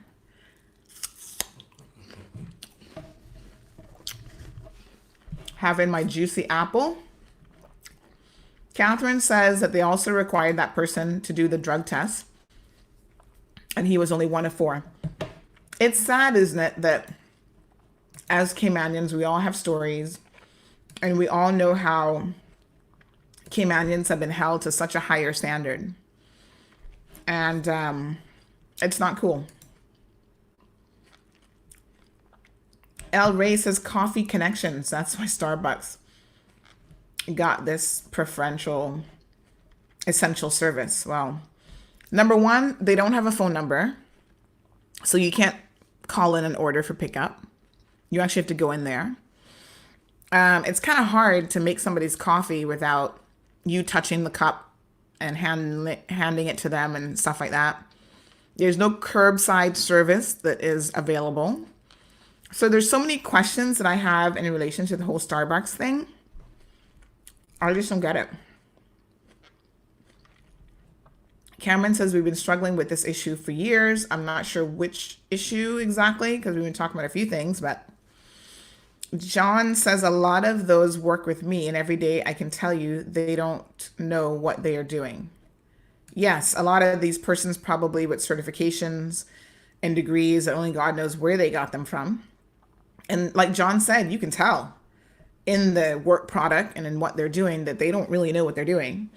And then a lot of times they bring them into these jobs and they say, as the Caymanian, it is your responsibility to train them with all the knowledge that you've acquired, et cetera, et cetera. And then they lie on these business staffing plans that they send to immigration. that, oh, you're in some training program. Meanwhile, you're the one doing the training for their staff that they're importing in. Sophia says Cayman can be so blind to a lot of things that's going on here. A lot more frauds are here using fake documents. Well, we've seen it with whether it's fake marriage certificates. They come here claiming that they're single and ready to mingle. And then, you find out that they've got multiple wives all over the place. Remember the girl from Honduras who came and married the poor Brooks guy? He didn't know that she was married already in Cayman to another Caymanian that she'd been using to try to acquire status or whatever. Probably was married in Honduras too. Came here with fake credentials, a fake name. She's involved in gang activity. We now see that she's been arrested for being a gang member and, all sorts of stuff. And, unfortunately, again, a lot of our guys love that look from Honduras. They love the mamacitas that can, tickle their parts in whatever certain way. And so maybe they overlook a lot of the red flags. It's interesting. It's a lot of things going on here. John says we bow down too much to people from another country. I have seen that from day one. Returning to the Cayman Islands at first, I was kind of like, why are Caymanians acting this way? Like we're acting like modern day slaves. Like we put people on a pedestal. You don't know anything about these people and where they've come from. And when I was again at Maples, like sometimes I'd sit down and talk to them, like some of the secretaries and stuff. And the partners are always sending out these messages. Oh, please forget to dress appropriately to work. And I'm like, who has to tell you how to dress to come to work at a law firm? And most of it was directed at the English secretaries that they were bringing in. And I remember one particular partner, he was English as well, but he'd been here for a really long time. He reminded them that they're no longer barmaids. And I had to chuckle at that because I'm like, okay, well, he knows exactly where they're bringing them from. You know what I'm saying? He's like, you're no longer barmaids in London, so please dress appropriately. And like they had to give guidelines on how to dress for a professional work environment, because they'd come dressing like they were going out to the club. And one day I was talking to a particular young lady and she was like, oh my God, in my apartment, I have a microwave and I have this. I'm like, what's the big deal with a microwave? Like everybody's got a microwave, right? Apparently, I guess in the UK, having a microwave and stuff is like, back then was a big deal. Having like, what we consider just run-of-the-mill stuff was like a big deal. And I was like, okay, then. Alrighty. Let's keep it moving. Because yes, lots of interesting things. There are people who come here, and even some of the lawyers were making a pittance, as they say in the UK, a mere pittance. And then they come here, they've never had a vehicle before. Some of them did not even know how to drive. They've never had a driver's license, nothing. All of a sudden you come here and you're making $250,000 a month. You're making $25,000 base salary. You can go out and buy a Benz or buy the top of the line, Range Rover or whatever. And before, you never owned a car, you didn't know how to drive, you didn't, So Cayman has made a lot of people wealthy. This country has made a lot of people millionaires when they came from literally nothing. It's not like they were millionaires before. We have provided a lot of opportunities for people. And in principle, I have absolutely no issue with that. Where I do have an issue is where our people get left behind, where our people don't get the same opportunities. And that is why I am particularly offended when our people don't do the right thing. Because I'm like, you're only giving others the ammunition to say what is wrong with Caymanians. You guys are so stupid. Because, you get an opportunity and you go on a job, you steal from your employers, or you don't show up on time, you don't dress up. It's like all the things that we know that we need to do, oftentimes we're not doing.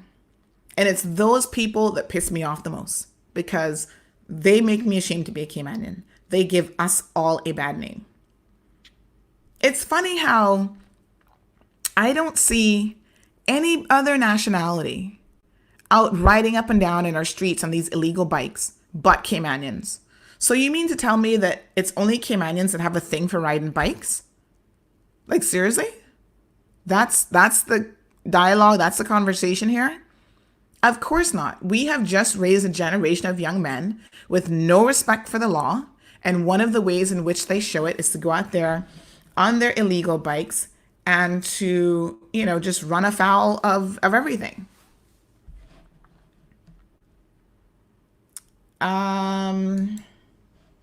Give me 1 second here. So, yeah, I'm offended. I'm offended when, again, what we saw, the disrespect to the governor, that's not who as Caymanians we are. I don't care what people want to say. The average Caymanian was not taught to, even if it's their opinion or they think they're expressing an opinion or whatever, you're not taught to express yourself in that way. By disrespecting, by just blatantly disrespecting someone. And then, of course, none of it turns out was true at all. And the irony of the situation is my sources indicate that before he did it, he would have had the opportunity to talk to other people. And basically, they attempted to talk some sense into him, and there was none of that being had. So, as our elder said, you make your bed hard, you do what? You lay in it. In other words, you deal with the consequences of your decisions and of your behavior. But we keep raising a new generation that we don't want to tell them that there are consequences to your actions and there are consequences in life. Yo-Yo says that I went to NAU and all now nothing. Well, I hear that every single day. Apparently NAU is backed up and overtaxed and whatever. So Ivan says, why though running people, or DOE? Why DOE running people off the shores? Well, they're not supposed to be, because the premier said, and this was an adjustment to the rules, that he would allow shore fishing. I think that was as of Monday. So I don't know if they're running you off before Monday or after Monday, but if they are, you need to contact the authorities because the police are supposed to know what the rules are. Karen says, I will train and pass on all of my skills and knowledge to another Cayman any time of day. I refuse to train expatriates. They earn a right to work permit. They better know more than me. Lalib says, so true, Sandy. You're so right about that, says Leverage. Yeah, I mean, it is what it is, right? And I agree, because when you get a work permit, part of the reason why you get a work permit is, number one, there's no qualified Caymanians to do the job, is what the logic is. And we know how employers work around that by not even telling immigration once they've received applications from locals. That happens all the time. And, they try to be creative with the requirements even that are required for a job. So they're always like, oh yeah, you need 50 million degrees and a specific certification and how to use Microsoft, blah, blah, blah, blah, blah, blah, blah, some obscure program that no one's ever heard of before.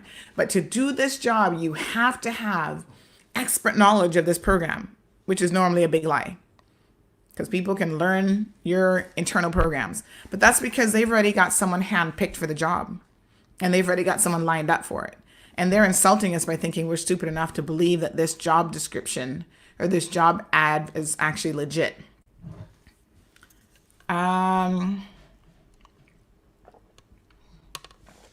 So Yvonne agrees a lot of people buy their credentials and portrays as mere formality. Antoine says, I'm sure that when an employer makes a decision to lay off a worker or workers, there are certain things one has to consider, and work ethics and ability has got to be a huge factor. If the expat has a greater work ethic and is willing to perform their assigned, okay, wouldn't you keep them? Antoine, what I would say to you is this.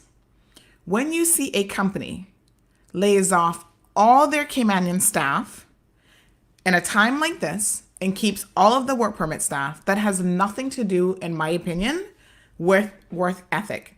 This is probably more like, we know we can treat the expat staff a certain way. They can't do anything about it. They're here at our pleasure on a work permit. So we keep them on because they're easier to manipulate or whatever. There's no way that you're going to have people employed in your company that wouldn't be satisfactory to you all of these people, and then all of a sudden you're going to use this as an opportunity to say, I'm going to get rid of all of my Caymanian staff because apparently I haven't been happy with them for all this time that they've been working with me. Like, that doesn't even make any logical sense. That's really not what this is about at all. So I don't buy that as an excuse. And the government has said to these companies that the correct procedure should be, because again, this is the Cayman Islands, and in crisis times, our government has to be committed to Caymanians first and foremost. We're not going to abuse other people, and we're not going to let other people starve. But their first priority as the Cayman Islands government, just like when you go to the United States of America, they're handing out $1,200 checks, but you're not getting a $1,200 check unless you're American or legal resident. Comprende? So, having said that, every country looks out for their own first and foremost.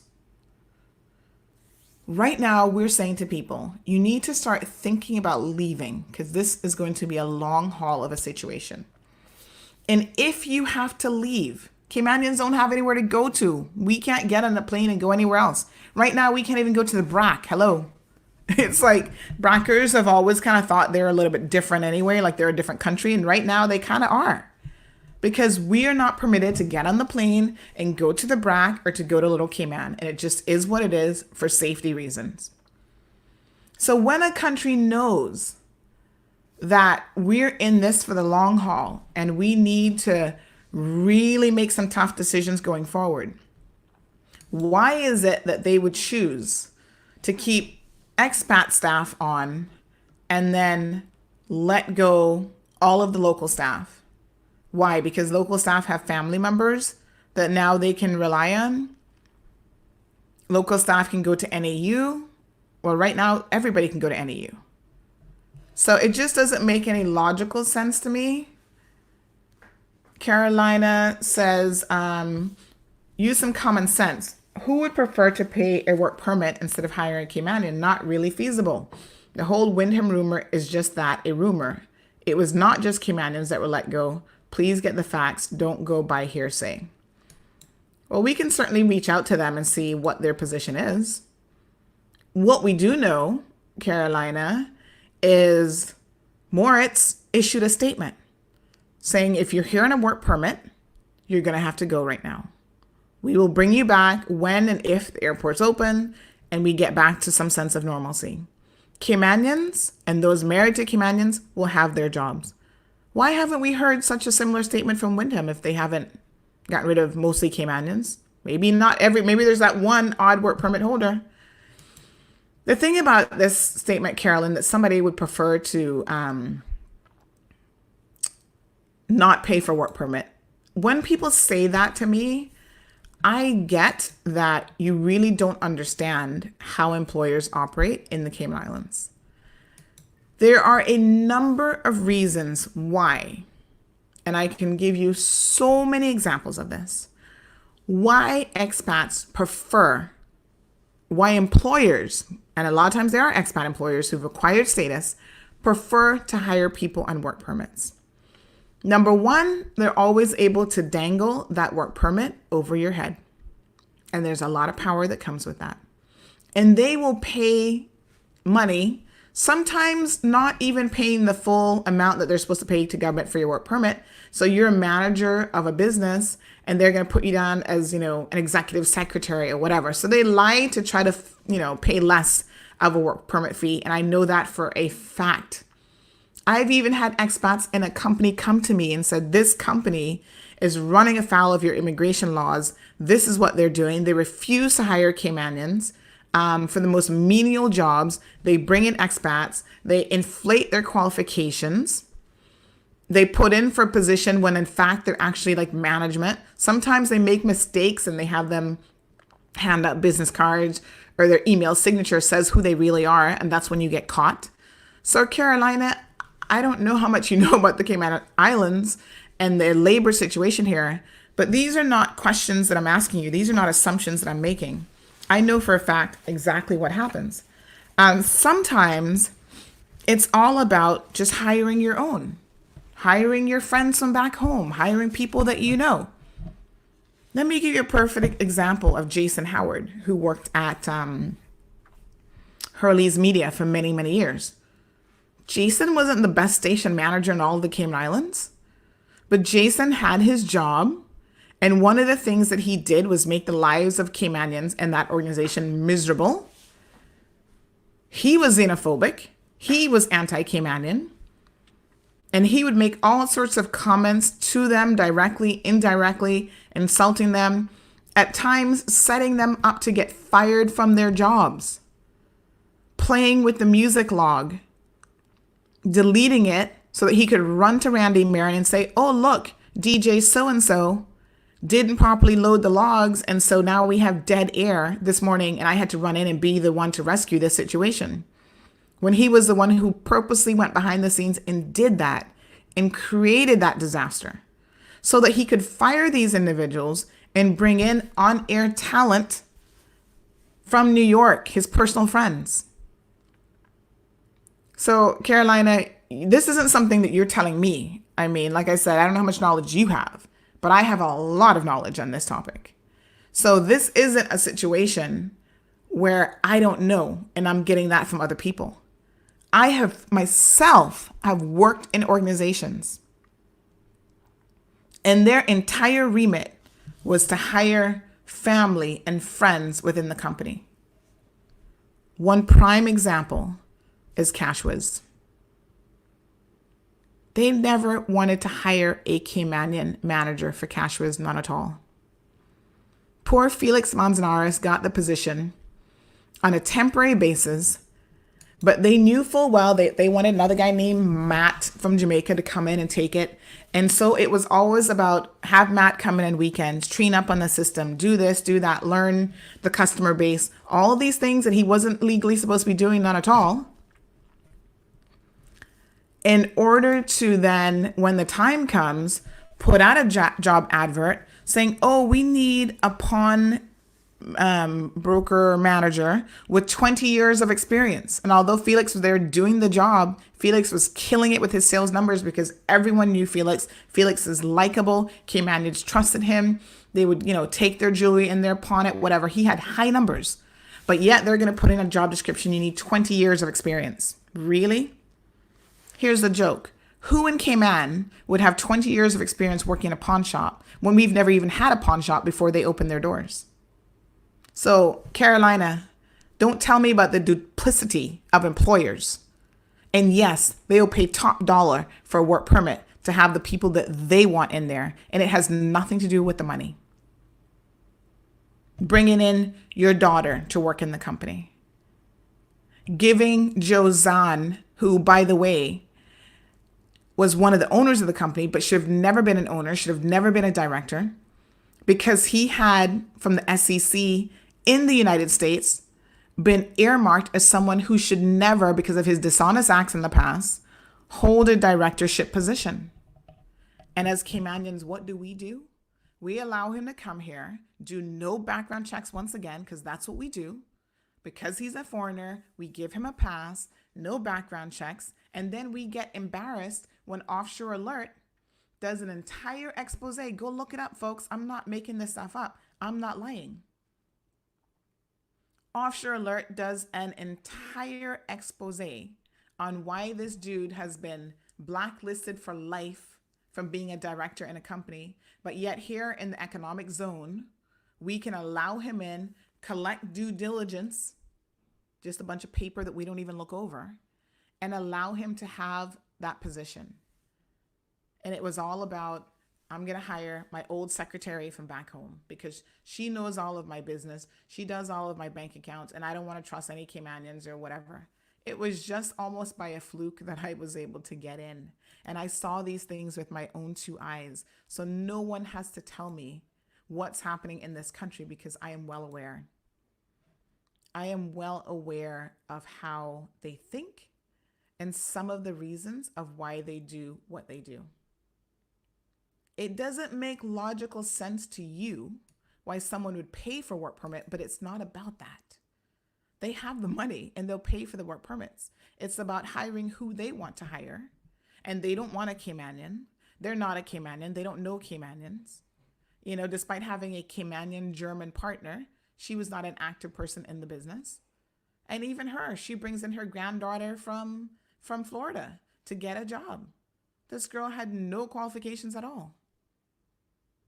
Time and time again. I see it every single day. Book Marine says that anyone can learn if taught. Well, maybe. Yo-Yo says, yeah, and when they come here in the work permit, they want Cayman to show them what to do. Like, really, they go and fire the Caymanian afterwards. I mean, this is the real world that we're living in. These are some of the issues that we have here. Sandra, I agree with you. Everyone needs to consider skill sets. And listen, like I said, I'm not trying to be anti-expat. That's not what this is about. This is about me telling you what happens in the real world here in the Cayman Islands and what a lot of Caymanians have to deal with on an ongoing basis. We just saw HSM fire a young lady. I've not yet gotten to her case, but I'm hoping she will come on the program with us, who had worked with that partner for over 20 years. So Antoine, you can't tell me that you're going to keep someone employed for over 20 years. And then during a time like this, where they have been there for you through thick and thin, you're going to turn around and let them go because of what? For 20 something years, they were not doing a good job and you just kept them on because they were pretty? Come on.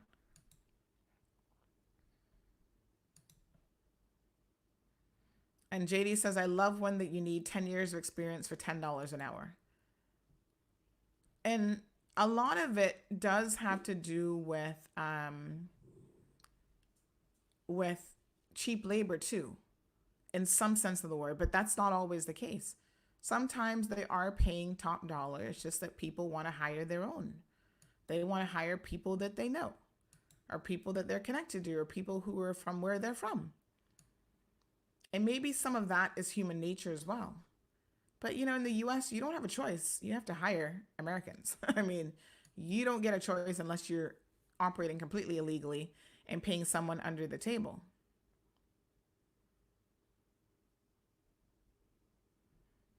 Alice says that she can't get help from NAU because she lives with her mom, who makes more than $3,000 a month. John, this is a good point, and I've seen this as well. Some don't pay insurance, they don't pay in time, they abuse and pay you less than the minimum wage, etc., etc. And that is why they want you here in a work permit, because they can do those things to you. It's less likely that you're going to be able to do that to Cayman and get away with it. A lot of work permit holders are intimidated, big time. And so that intimidation allows employers to get away with a lot. Alice, we're going to have to pick up your points a little bit later on. Charlene says, good morning, Sandra and Caymanians. This morning, a whole lot I'm personally aware of is being highlighted. That going forward, let us all collaborate and collectively ensure God spares our lives in 2021 and make the changes that's desperately needed on our island. I think she means politically.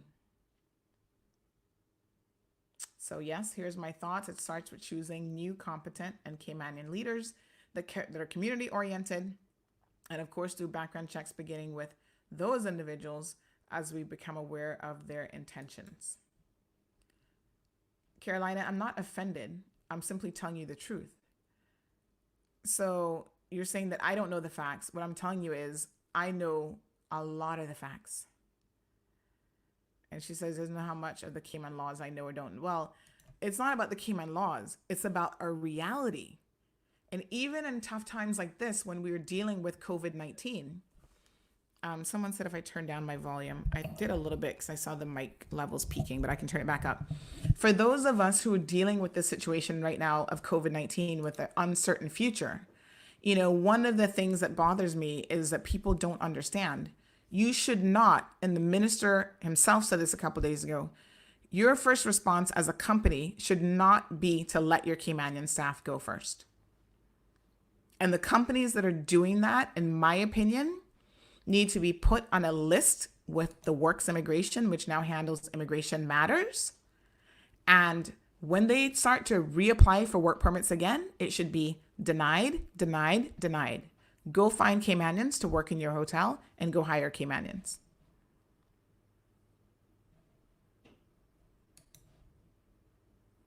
Erica asked for the volume as well. Sorry about that. I've turned it up a little bit. John says, I think talk about this topic is better than COVID-19 conspiracy. Well, there you go. We never got to the conspiracy. No conspiracy here. Hashtag facts. Carolina says, I love it. You're indulging me. I'm not indulging you. I'm speaking the truth and the reality of what we have to deal with. And the fact that you think this is about you, Carolina, is kind of sad, because that means that you don't get the reality of Caymanians in our everyday lives. You don't really understand what we're struggling here with and the issues that we have. And that's too bad. I mean, I don't know, like I said, if you live here or if you don't live here, but the fact that you make those type of flippant remarks, I'm not indulging you. I'm having a conversation that we've had before, maybe not in recent times, but that we need to have about why is it that we have such an over-reliance on foreign labor. We know that we don't have all of the numbers to make up the workforce, but qualified, hardworking Caymanians have been out of jobs in this country for a long time. And I know this for a fact. And it has nothing to do with their work ethics. People always want to try to pick at those things. Yes, do we have lazy Caymanians? Gee, do you have lazy Jamaicans? Do you have lazy Americans? Every country has lazy people. And we will own that. There's a certain portion of our population that do not want to work and do not do what they're supposed to do. We're not talking about those people. We're talking about people like the pilot guy, McLean, I can't remember his first name right now, who goes away, gets qualified as Cayman's only qualified pilot, and then couldn't get a job initially with the RCIPS. People had to get on the airwaves and talk about this issue for him to finally get hired. Why is that? But yet you have all these foreign pilots that are brought in here. You have us purchasing $1 million helicopters to teach people how to fly who've never even handled those helicopters before. So Carolina, this isn't about you. This is about the struggle that as Caymanians we have to live with and deal with every single day of our lives. Ian, I think, says, preach, please. Paul says, amen. Karen is here for it. Iceman says, some of them just need to leave. And if you go to a country, Karen says Carolina got her 15 minutes, move on. Darren McLean, thank you for that, Karen. Yeah, if you go to a country and you're not even willing to understand how things work in that country, the abuses that even happens on a local level, you become, in my opinion, part of the problem. Because you sit in your little bubble and you make comments and you think you know it all and you think you understand people's experiences and their journey when you honestly don't have a clue. I have an expat friend by the name of Lisa. Lisa, good morning. I don't know if you're watching or not. One of the things that impressed me with Lisa is from the second I met Lisa, Lisa was always like, listen, I don't know why in this country Caymanians are not getting job opportunities, why they're not being presented with opportunities. And, if I own a company or I have the opportunity to go into a company, my first objective is going to try to find qualified Caymanians.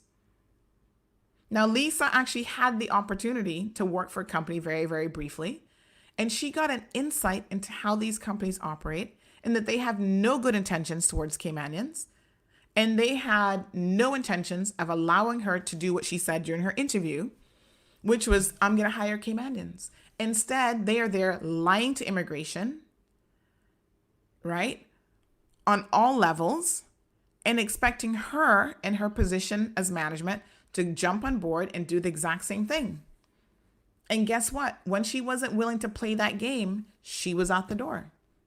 So when a person like Carolina makes these comments to me, honey, you were ill-informed. You're the one who doesn't have your facts. Okay, let's say the Wyndham let go 20 people and 19 were Caymanians and there's that one work permit holder. Can I not generally say that they've let go all the Caymanians? Like, why are we picking over the minor stuff? I'll reach out to the Wyndham and ask them for their numbers because I'm actually curious Tell us exactly how many Caymanians you've let go versus how many expats you've let go.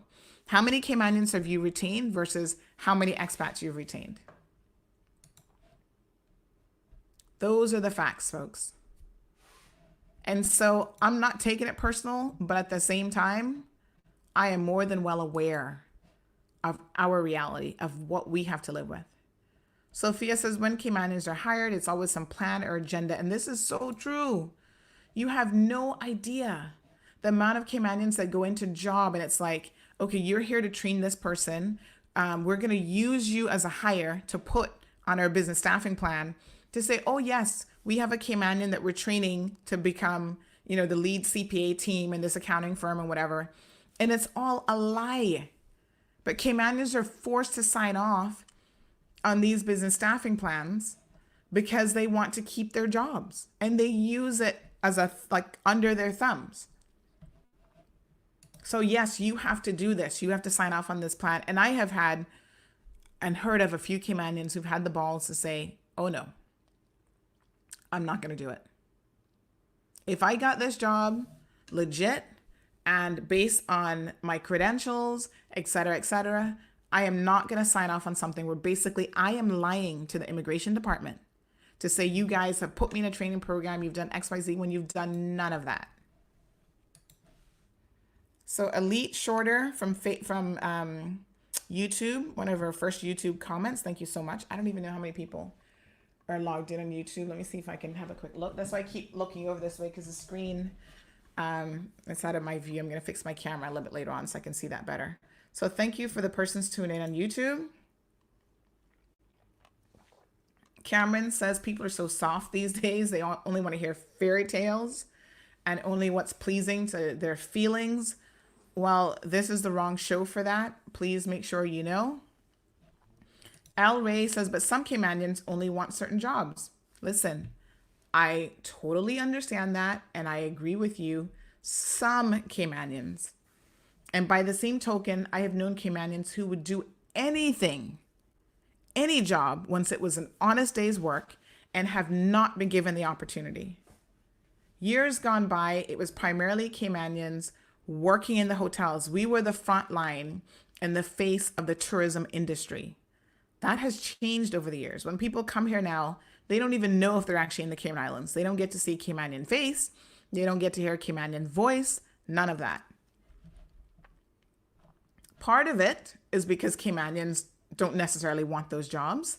And part of it is people who even do want those jobs cannot get them.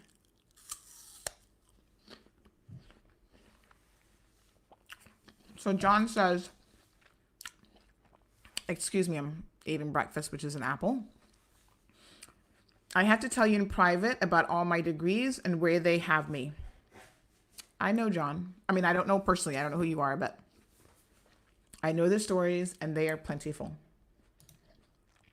Ang Aku says, good morning, Sandy. I know for a fact that local gas station here applying for work permits as kitchen helpers, but they does accounting for the business. You see what I'm telling you? That is such a common thing. They want the foreign labor, but they don't even want to pay our government for it.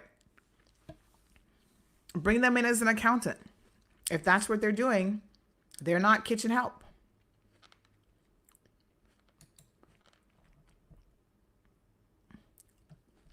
Most Caymanians only want government jobs, says Anne. But it's sad but true, they aren't going to be nannies or cleaners in certain jobs. And we're not even talking about, let's be fair here. We're not talking about being nannies and cleaners. We are talking about professional level jobs. So when a comment like this is made, Anne, I agree 100% with you. I'm not going to go out there after 4 degrees and apply to be a cleaner because I have 4 degrees and I've worked very hard. So yeah, that's not quite what I'm looking for. So maybe we don't have as many Caymanians available in that area, but we have a lot of professionally qualified Caymanians, whether it's at the secretarial level, qualified in that area, mid-management and upper management, who still have a difficulty finding a job. Let's look at some of our elected officials. Alva Saku is an IT professional. He's actually owned his own business. He's ran the IT department of one of the island's biggest law firms. Do you know how many years he was unemployed for? Because we always want to go, like Anne, to the bottom of the barrel. Talk about those bottom tier jobs. That's not what I'm talking about here. I am talking about people like an Alva Saku, like a Darren McLean, and countless others. Like a Jonathan Piercy. Jonathan Piercy is a qualified degree-holding individual who has ran a government agency and has been unemployed for years. And address those positions first. Let's start at the top and work our way down. Let's not start at the bottom and work our way up. Explain to me how those persons remain unemployed. That's what I want to know.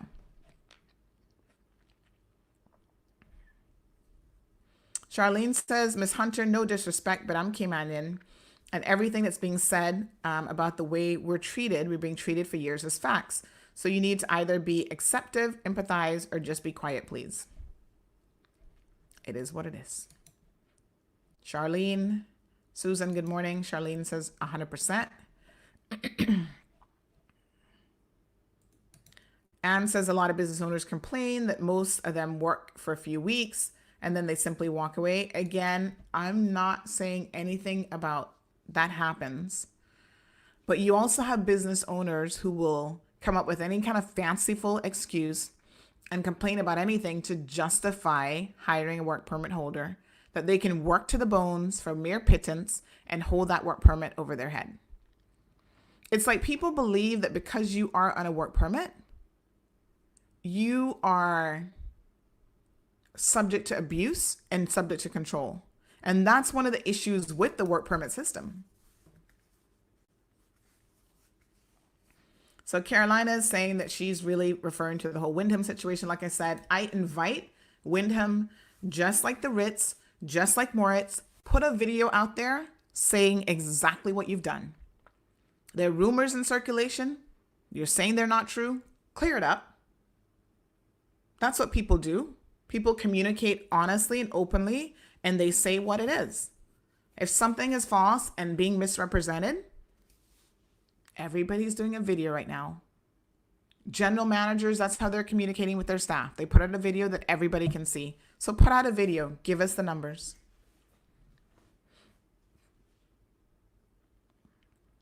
And El Rey says that he knows of those Caymanians who will do any job once it's legal. And he also says that that's criminal. It is against the law, actually, for someone to be hired as a kitchen help, but doing accounting work. Nicardo says, good morning, Miss Sands. I'm in construction, and I can tell you that there's more than enough work for everyone. And that's my thing. I do not believe that you have to hold down Caymanians and you have to keep them out of jobs to even accommodate, because there's simply not enough Caymanians. I mean, if you look at the numbers, right? But you have to be fair. And again, this is happening at the highest positions, even within government. There are people who get hired and get jobs. There is a story about a former governor of this country. I'm not going to call her name, but allegedly she hired someone to run a certain office here in the Cayman Islands because it was her drinking buddy before the woman got the job. And there was a qualified Caymanian who applied for the job, has a law degree and all sorts of other qualifications, was more than amply trained to head up this government agency. And they end up giving her another job in government to kind of keep her quiet. And this is where, as Caymanians, we do ourselves an injustice. Because when we take those jobs, they have bought you. They have bought your silence. And for all the money in the world, we need to start standing up. So now that person's in the job. She wasn't really qualified fully for the job. Of course, now she's going to be learning the job and getting the experience. Carolina, here's another perfect example. There was a Caymanian who worked, Sheena Ebanks, look it up because she sued the government. She actually won. She worked as an HR manager in government for like over 13 years. A position came up, sorry, in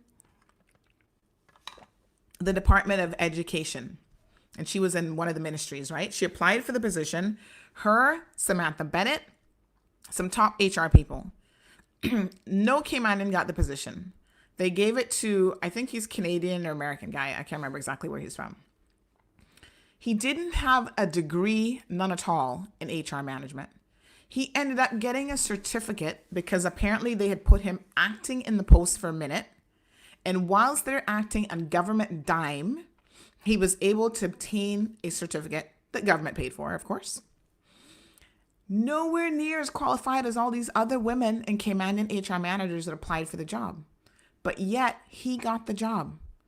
When an FOI was put in, and they did all of the checking of how this happened, someone who's seemingly underqualified, the experience that the job required, he got like in the 9 months or whatever that he was acting in the job. Before that, he did not even have any relevant experience. And women with 13 years of experience, master's degrees in HR and all this kind of stuff got passed over. As it turns out, through the FOI requests, they found out that Sheena was ranked number 1 to get the job. Samantha Bennett was ranked number 2 to get the job. And Samantha Bennett, her entire life, has been a professional HR manager, 20-something years worth of experience in different companies of different sizes, right? And then I think he was like number 4 or number 5 on the list. How did he get the job? Our own government. So you're not telling me what employers do. I know what employers do. There's another situation at the prison. We haven't had an opportunity to write on this yet because we've been so caught up with the whole COVID-19 thing. But they have hired a chef. I forget what the official title is, like a head chef, who is less qualified, underqualified than a Caymanian who actually applied for the job. But it's because this chef is a friend of the director of prisons, is the allegation. We have seen the former director of prisons hire in someone who was his nanny back in the UK as a manager at the prison. So again, don't tell me that I don't know what I'm talking about, because I have got countless examples. They all can't come to mind when I'm speaking off the cuff, but I could sit down and write a book. Hired in the nanny, who comes to the Cayman Islands in a management position at the prison, bypassed other people. They also sued and won their case, which was they were more qualified than her. They had more experience than her, and they're the ones who should have gotten the promotion. But they didn't. She did, because of nepotism. You want to talk about nepotism? This is how it works. And then what does she do? You get a cushy job in one of the most beautiful places in the world, working for government, full pension, full health insurance, a decent salary. You have no worries in the world. But what do? You go screw the inmates. That's the caliber. Let's go back to talking about the caliber of people that we're bringing in. When I talk about scraping the barrel, I don't care if she's from the UK, from Jamaica, from Honduras. They scraped the barrel of the UK because they brought in someone with no moral compass whatsoever that could sit in her office and have sex texting conversations with inmates on the phone. And when people were complaining to the director about her disgusting behavior, nothing was done because that's his friend that he brought in. So it took staff hiding a camera in her office to catch her red-handed. And even then, what did they do? They tried to fire the staff that did that and still kept her in her job. It wasn't until the staff who got fired had enough sense to hire a good lawyer and said, the judges made them undo the firing, pay her for the 2 years that you had her on leave, and the whole 9 yards, pay her for compensation, reputational damage, blah, blah, blah. So when you talk about, in my mind, what is actually happening in this country, it's at all levels, from the top of government all the way down. There are people in top positions in government who definitely should not be there.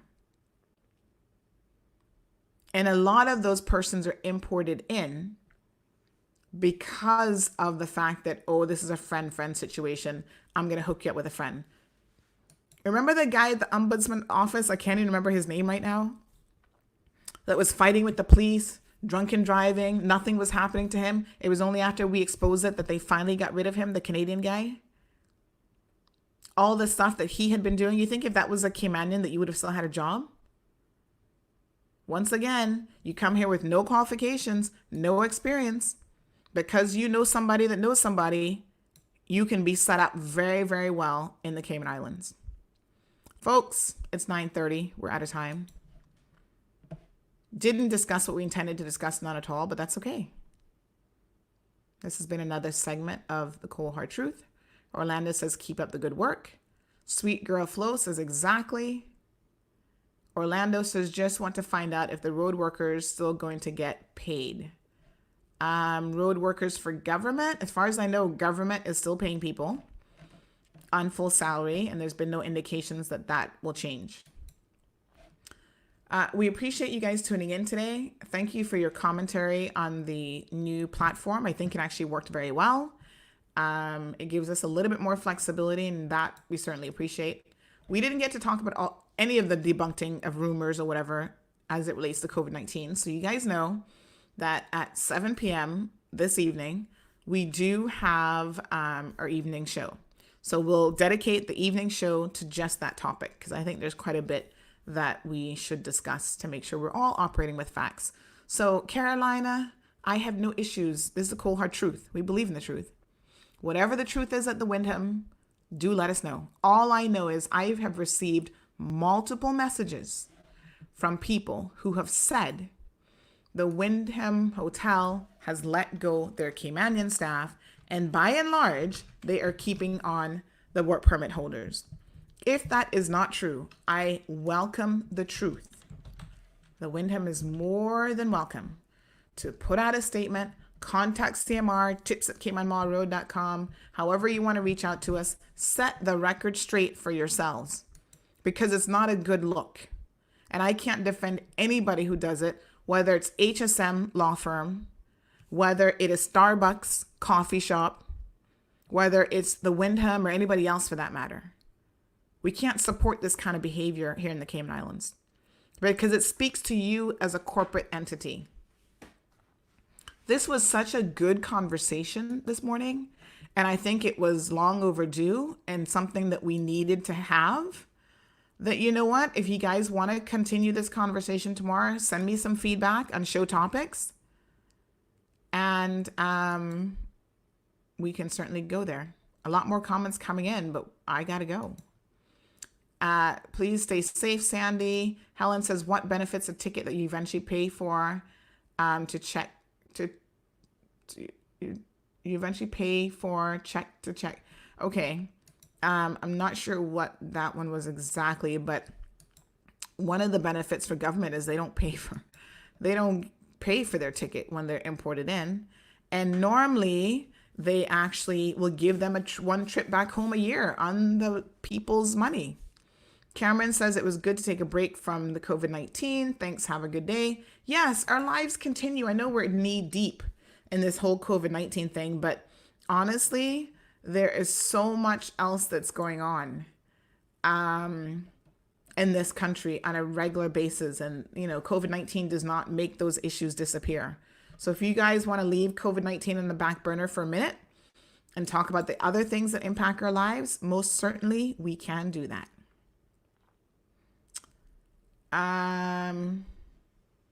Sue says she did that for True. She had her ladies click to, I don't know what that is exactly in reference to.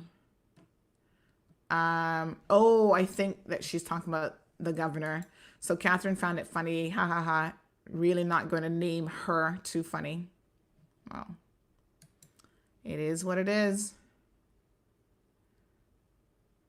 Immigration needs to start randomly turning up at businesses again and check out people's work permits. Well, they need to be doing way more than that. Nicholas has a lengthy comment here. Nicholas, perhaps we'll get back to that later on. John says, have a good day. All right, folks, I am signing out. Have a blessed day, Cayman. I'll see you this evening at 7 o'clock. Stay tuned. It's only going to get better by the minute. Instagram, folks. Have a beautiful day. You guys are here for it today. Good numbers on Instagram. Right now, I can't pull up my video of the cold hard truth. So it's just going to be audio for the Instagram folks, or for Facebook. IG only ever hears just video anyway. So, but let's do it. Cold hard truth.